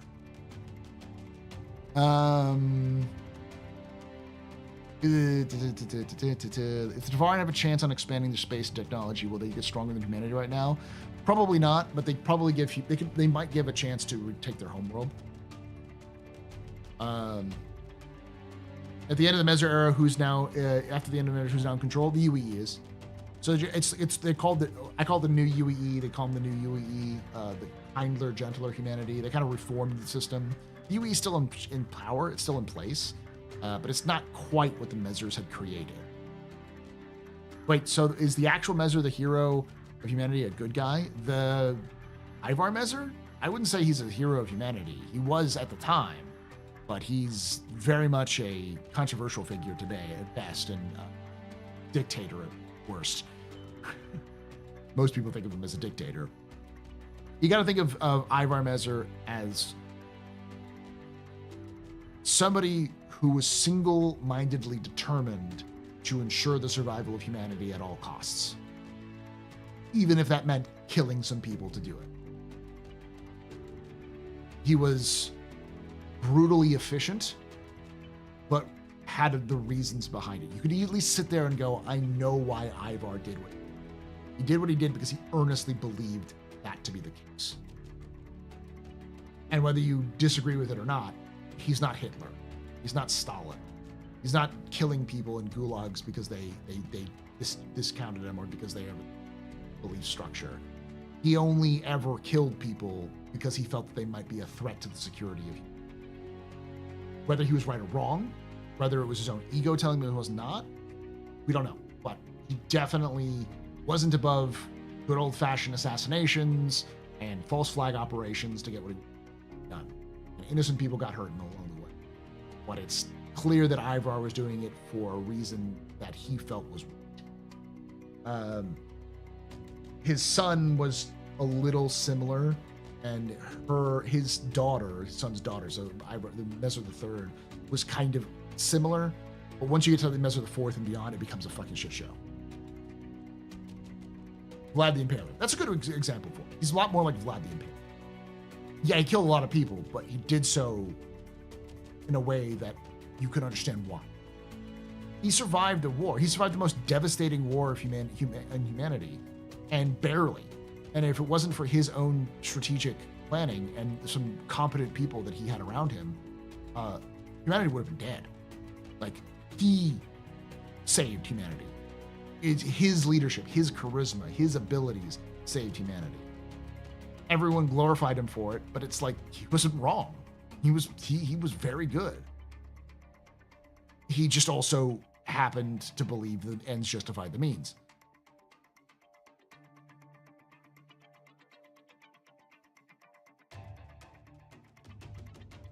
We'll wrap this up. We got another 5 minutes and we'll wrap it up. If you count faction, how strong are they? If you count factions with how strong they are, where do humanity place in it? I would say the Xi'an atop, humanity below them, Vanduul below humanity, the Banu below humanity, below Vanduul, and the Tevarin below. Probably more like Kurthok, Xi'an, humanity, Vanduul, Banu, Tevarin. We're kind of middle up. Third strongest. The first strongest we won't even have in game. They're just going to be a myth, a whisper, as it were. And we're not going to really see significant Xi'an presence in Star Citizen until well after one. We'll see him in Squadron.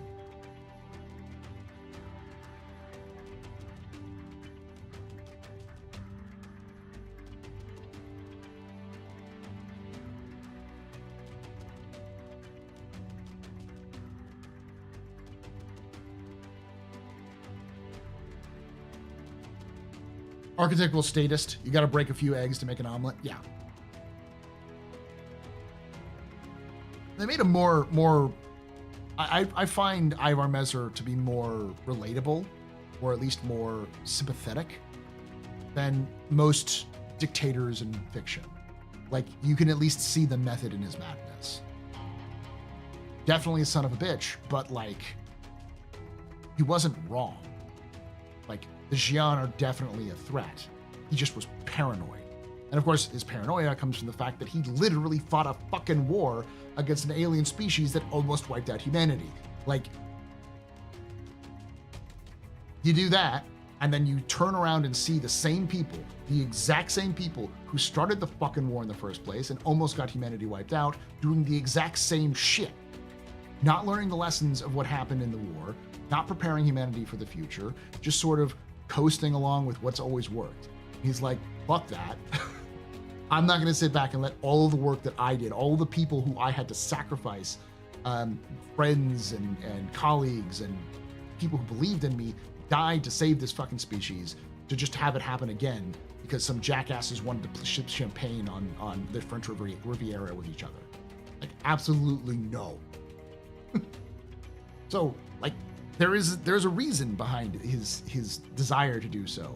It's just random bombings and blaming it on the Xi'an is the method to the madness. And it's like, that's kind of bad. False flag terrorist operations is not the best look, my dude.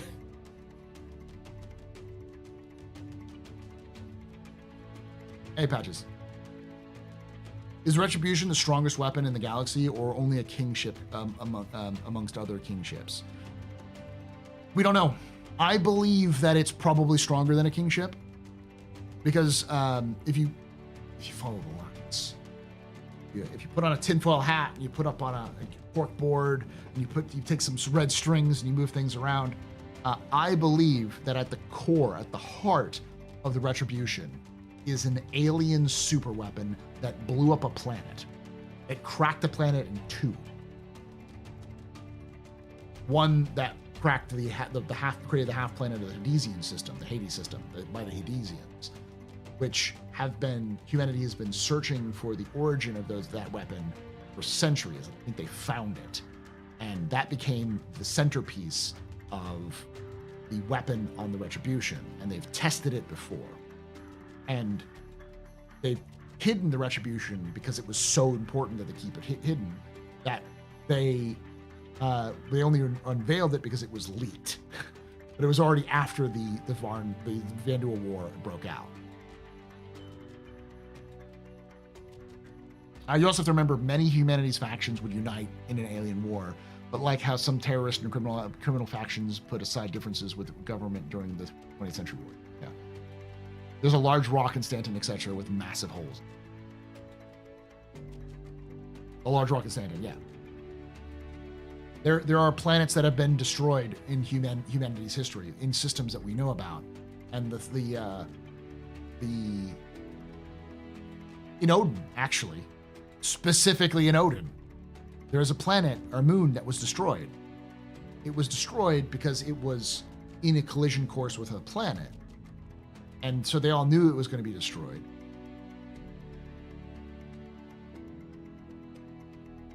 But there's an image called the Flash, where that was caught of the planet right before it exploded, well before it exploded, of a incredibly bright flash on the surface of that moon, like somebody hit it with a kinetic weapon. But it was like the biggest kinetic weapon that has ever been kinetic. And then so shortly after that, it exploded. And scientists were like, oh yeah, it was going to crash into the planet anyways. But it's like flash happens before the impact, and then like a month or a year later, the impact happens. Like, what?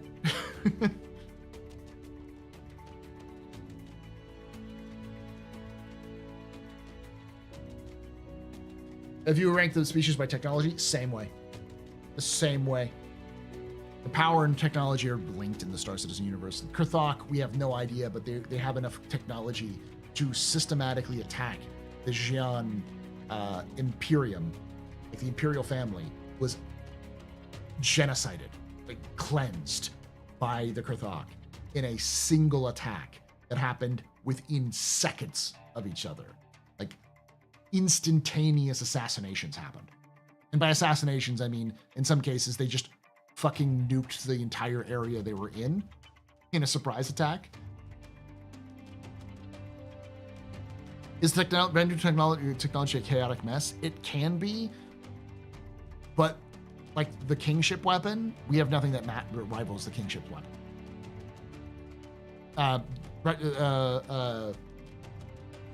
Regeneration. Regen comes from Vanduul technology. So there's definitely tech that's in the Vanduul hands, which may not be their technology, but they stole it from somebody. We don't know who. And they've been using it. It was the way of the intergalactic highway. Yeah, there was the forms were posted in the basement of the Galactic Council, after all. All right, last questions, and I got to wrap it up because we're just now over the 2-hour mark.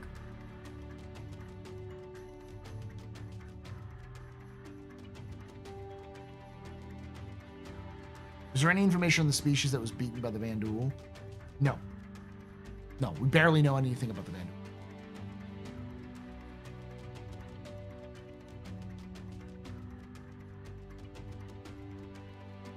If you watch something from far away, it's by natural law. It's a long time ago. No way two's about it. That's true. It is technically true. But we're talking about a planet that humanity could visit, or a moon that humanity could visit, a system that humanity had been around for a very long time, and we're studying this moon. And just so odd to see this flash, which is brighter than anything that's been recorded in the air. But it's a bit tinfoil hatty. I'll agree. I think it's very tinfoil hatty. But there's enough narrative there to kind of prove that there is a super weapon that humanity has. And it's like, where would they put the fucking super weapon? I don't know, on the super fucking dreadnought they have? It's specifically designed to kill a kingship. And what do kingships have? A super weapon that can just destroy ships in one shot? Why wouldn't the Retribution have something similar to the kingship, but better because we're humanity, and fuck you, Vanduul.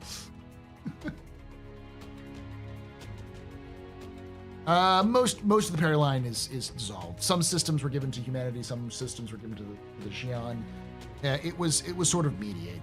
It doesn't really. There are still military bases there, but they're not nearly as heavily trafficked because Xi'an and human ships go past each other all the time. Like they're pretty much, I wouldn't say open borders, but it's fairly easy to travel between the two empires.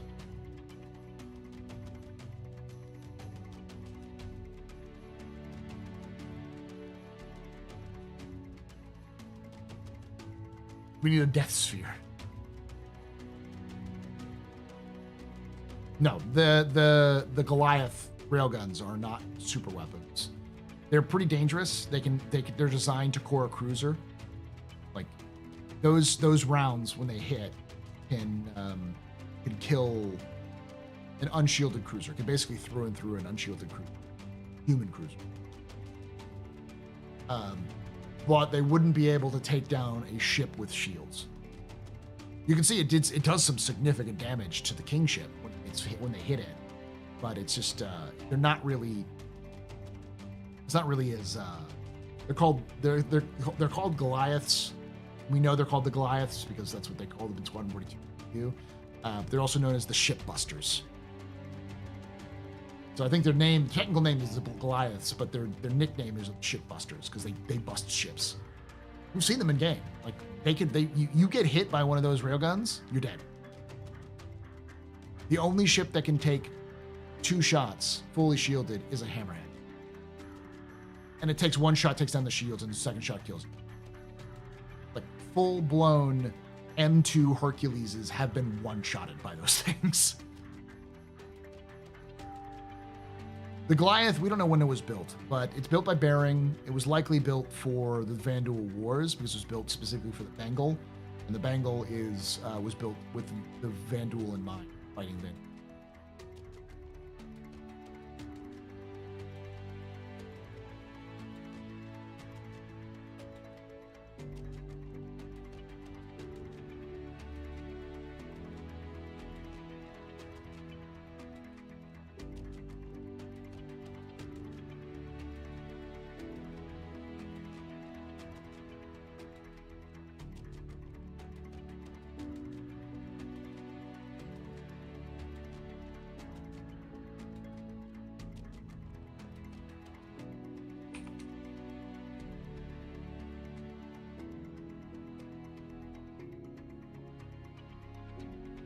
Why does humanity still use the F7 even though the F8 is like the F-22 of today's? Why does America still use the F-15 Eagle if we had the F-22?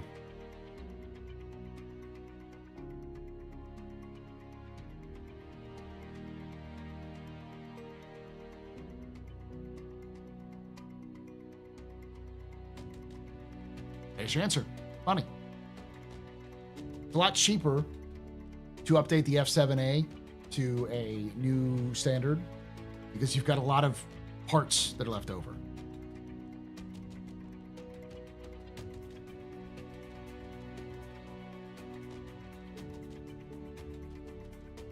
Yeah, the F8 is 11 years older than the F7A Mark II, but the F7A Mark II uses the same parts as the F7A Mark I. It's just updated designs and internals. Mark II is good, but it's not a Vanduul killer. You can think of it as different rules. Like, you don't have a ton of F8s, but you have a ton of F7s. The ability to produce F7 Mark IIs is a lot faster than F8, and they're designed specifically to be an all-rounder. The F7 is a take-all-comers. The F8 is a dogfighter. Like, the F8 is designed to just sort of punch teeth in. But the F7 Mark II, F7A Mark II is more of a multi-role fighter. Just like the F-15 EX. Is UE cash strapped? Yeah, it is. If you watch the Squadron 42 prologue, one of the things they talk about when you're walking through the mess hall is the Polo Initiative. And the Polo Initiative is basically UE is broke. UE is broke as shit. And the only place they can see to pull money from reliably is the military, because the military is basically running with a blank check in terms of what it does. And the Polo Initiative was designed to basically take military money away from the military and put it into civilian hands. And it's scaring the shit out of the military because, like, the military is preventing ships from being able to train, use munitions and stuff like that. They're in a full panic lockdown mode.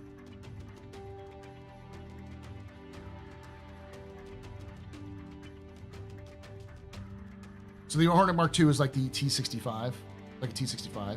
That's a good way of putting it. It's much more, it's the F-15. You know, someone says the F-15 has more kills than any other plane, I believe, which is what literally what the F-7A is supposed to be.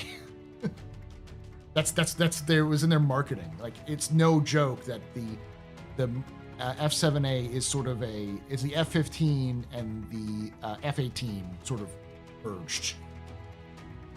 In terms of its identity, it is the F. If you look at it in terms of its age, its longevity, what it does, it's the F-15, Star Citizen's F.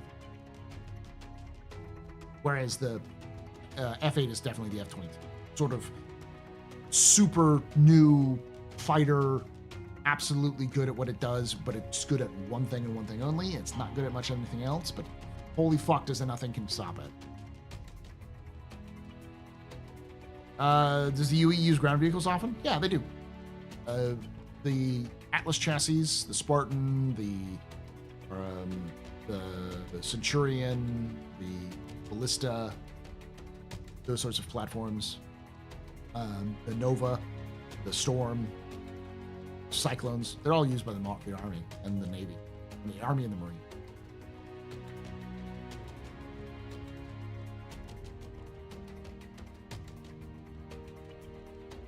The F-15 has nowhere near the most kills in terms of area. It might have the most kills in terms of its generation. I know it's never been shot down. The F-15 has never lost a fight. It's undefeated. No mentions of helicopters.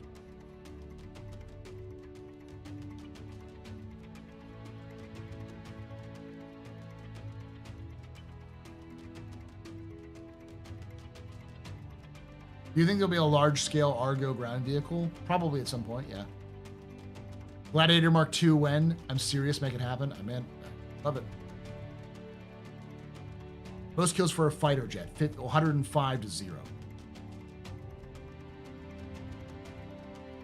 Can it be the Su-35? No idea. I don't know if it has. It may have.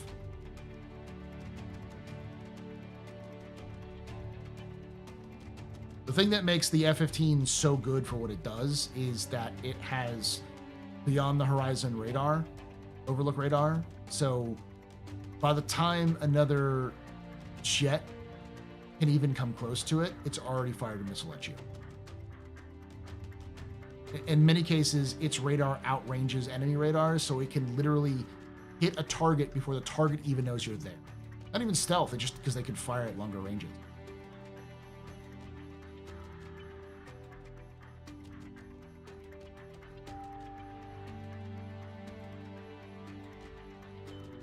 I think it's a 5th gen. It might be a 4th gen. I don't know. Is there any history before the UPE was created? Yeah, UNE, the Unification Wars. There's a ton of wars. Tons of stuff before the UPE was an evolution of the UN.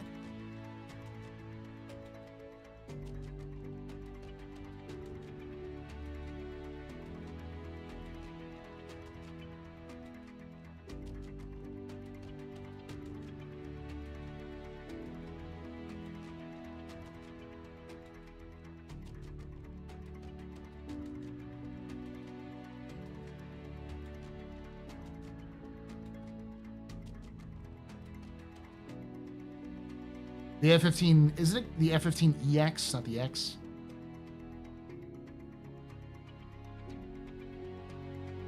How did the USA become an Americanio coffee? So it was the North American Alliance, then it became Americanio. You got to understand that the superstates of Earth exist because of the what they call the overpopulation crisis in lore, but it's not just an overpopulation crisis. The problem is in Star Citizen lore is that humanity used every piece of arable land to produce goods because shit got bad. It became very difficult to live on Earth in the 21st century. Resource wars broke out. People fought over limited resources that did exist, and the arable land became difficult to come by. So any land that wasn't arable needed to be bulldozed and put something on, because like have some sort of living space. And because resources became incredibly difficult to get, especially resources that were required for modern life, they had to get away, go to space to find those resources because they couldn't find enough.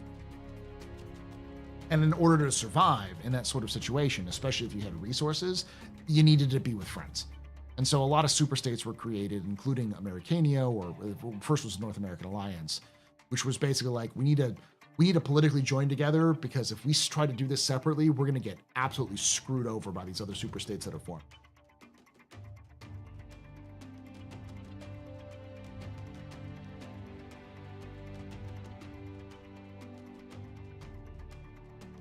Is the Americanio have the strongest weapon like today? No. Americanio is a state in the UEE, and it's like a country. So like, there are nations inside the UEE, and those nations represent force in the UEE. Like Earth, I think, has 5 or 6 representatives on the Senate. One of them is from Americanio. One of them is from Asiatica. One's from Europe. I think one is from Africa, and one of them is from Oceania. But yeah, it's like 5. So each superstate has its own senatorial representation, but they're their own countries, kind of like how Stanton has like ArcCorp and Hurston and those places. They're all independent. Now, if they weren't corporate owned, they would still be independent. They'd have their own laws and regulations and everything. But if they had representation in the Senate, they would specifically be representing their nation, their planet, which is kind of acts as a nation.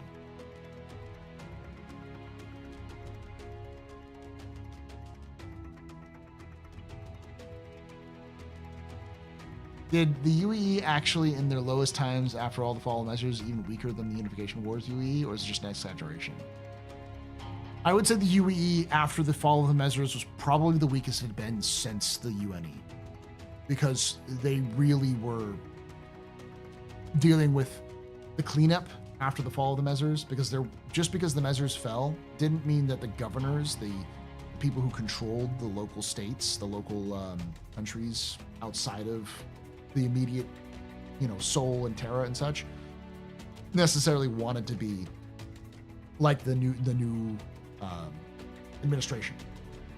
Famously, Idris IV, Locke, was controlled by a dictator, likely the last of the Mezer loyalists who held on to power. But because it was clear that the new UEE, didn't have enough power to actually go in and deal with the problem of Locke, the local rebellion had to deal with it. That local rebellion eventually overthrew their dictator and replaced their dictator with a democracy that then would rejoin the UEE.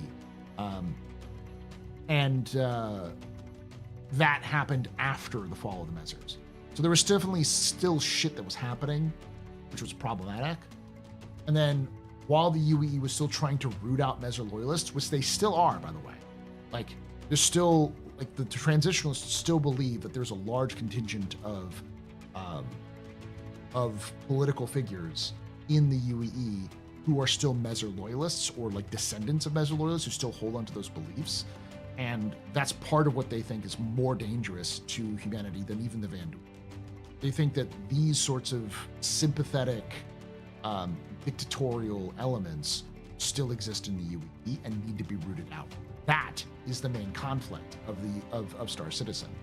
You have the people in Earth who are more traditional and probably more closely aligned to the old Mezzers, and then you have the people of Terra who are more liberal but more aligned to the rebellion that actually overthrew the Mezzers.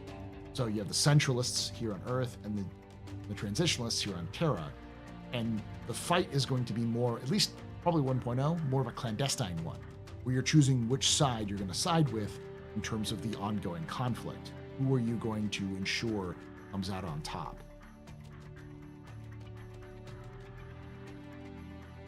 Super Earth weaker than the UE?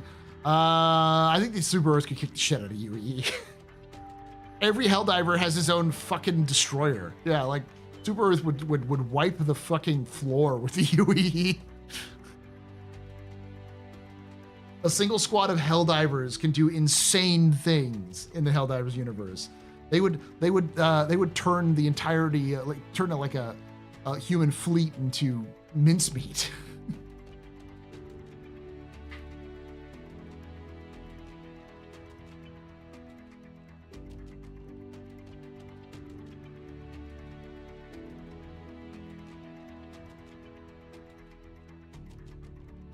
All right. Let's wrap this up. It's been a little bit longer than I wanted to. Thank you for watching. Thank you for hanging out. If you did enjoy this, especially if you're watching on YouTube, make sure you hit that subscribe button. Hit the bell icon to be notified of release, and like the video. It'd be nice to do that. I'm going to be doing these live streams twice a month, because I can do these for a few hours and still do some videos. The videos are going to come back out pretty regularly, but they are going to be a little bit slower early on because me and my editor kind of have to work on a cadence to kind of work on a little bit better. And then on top of that, this is just an awful time period to be releasing a video for YouTube, because like ad revenue are down, which means that YouTube isn't promoting videos as much. So I'm likely going to pick up the videos in February, but you might get like 1 or 2 in February. And then in March and April, I'm going to start picking up the pace. But if you're on Patreon, I'm still going to keep the pace that I want to keep later on, but I'm just going to be putting up the Patreon, and Patreons will get them until like April. I should release those. So.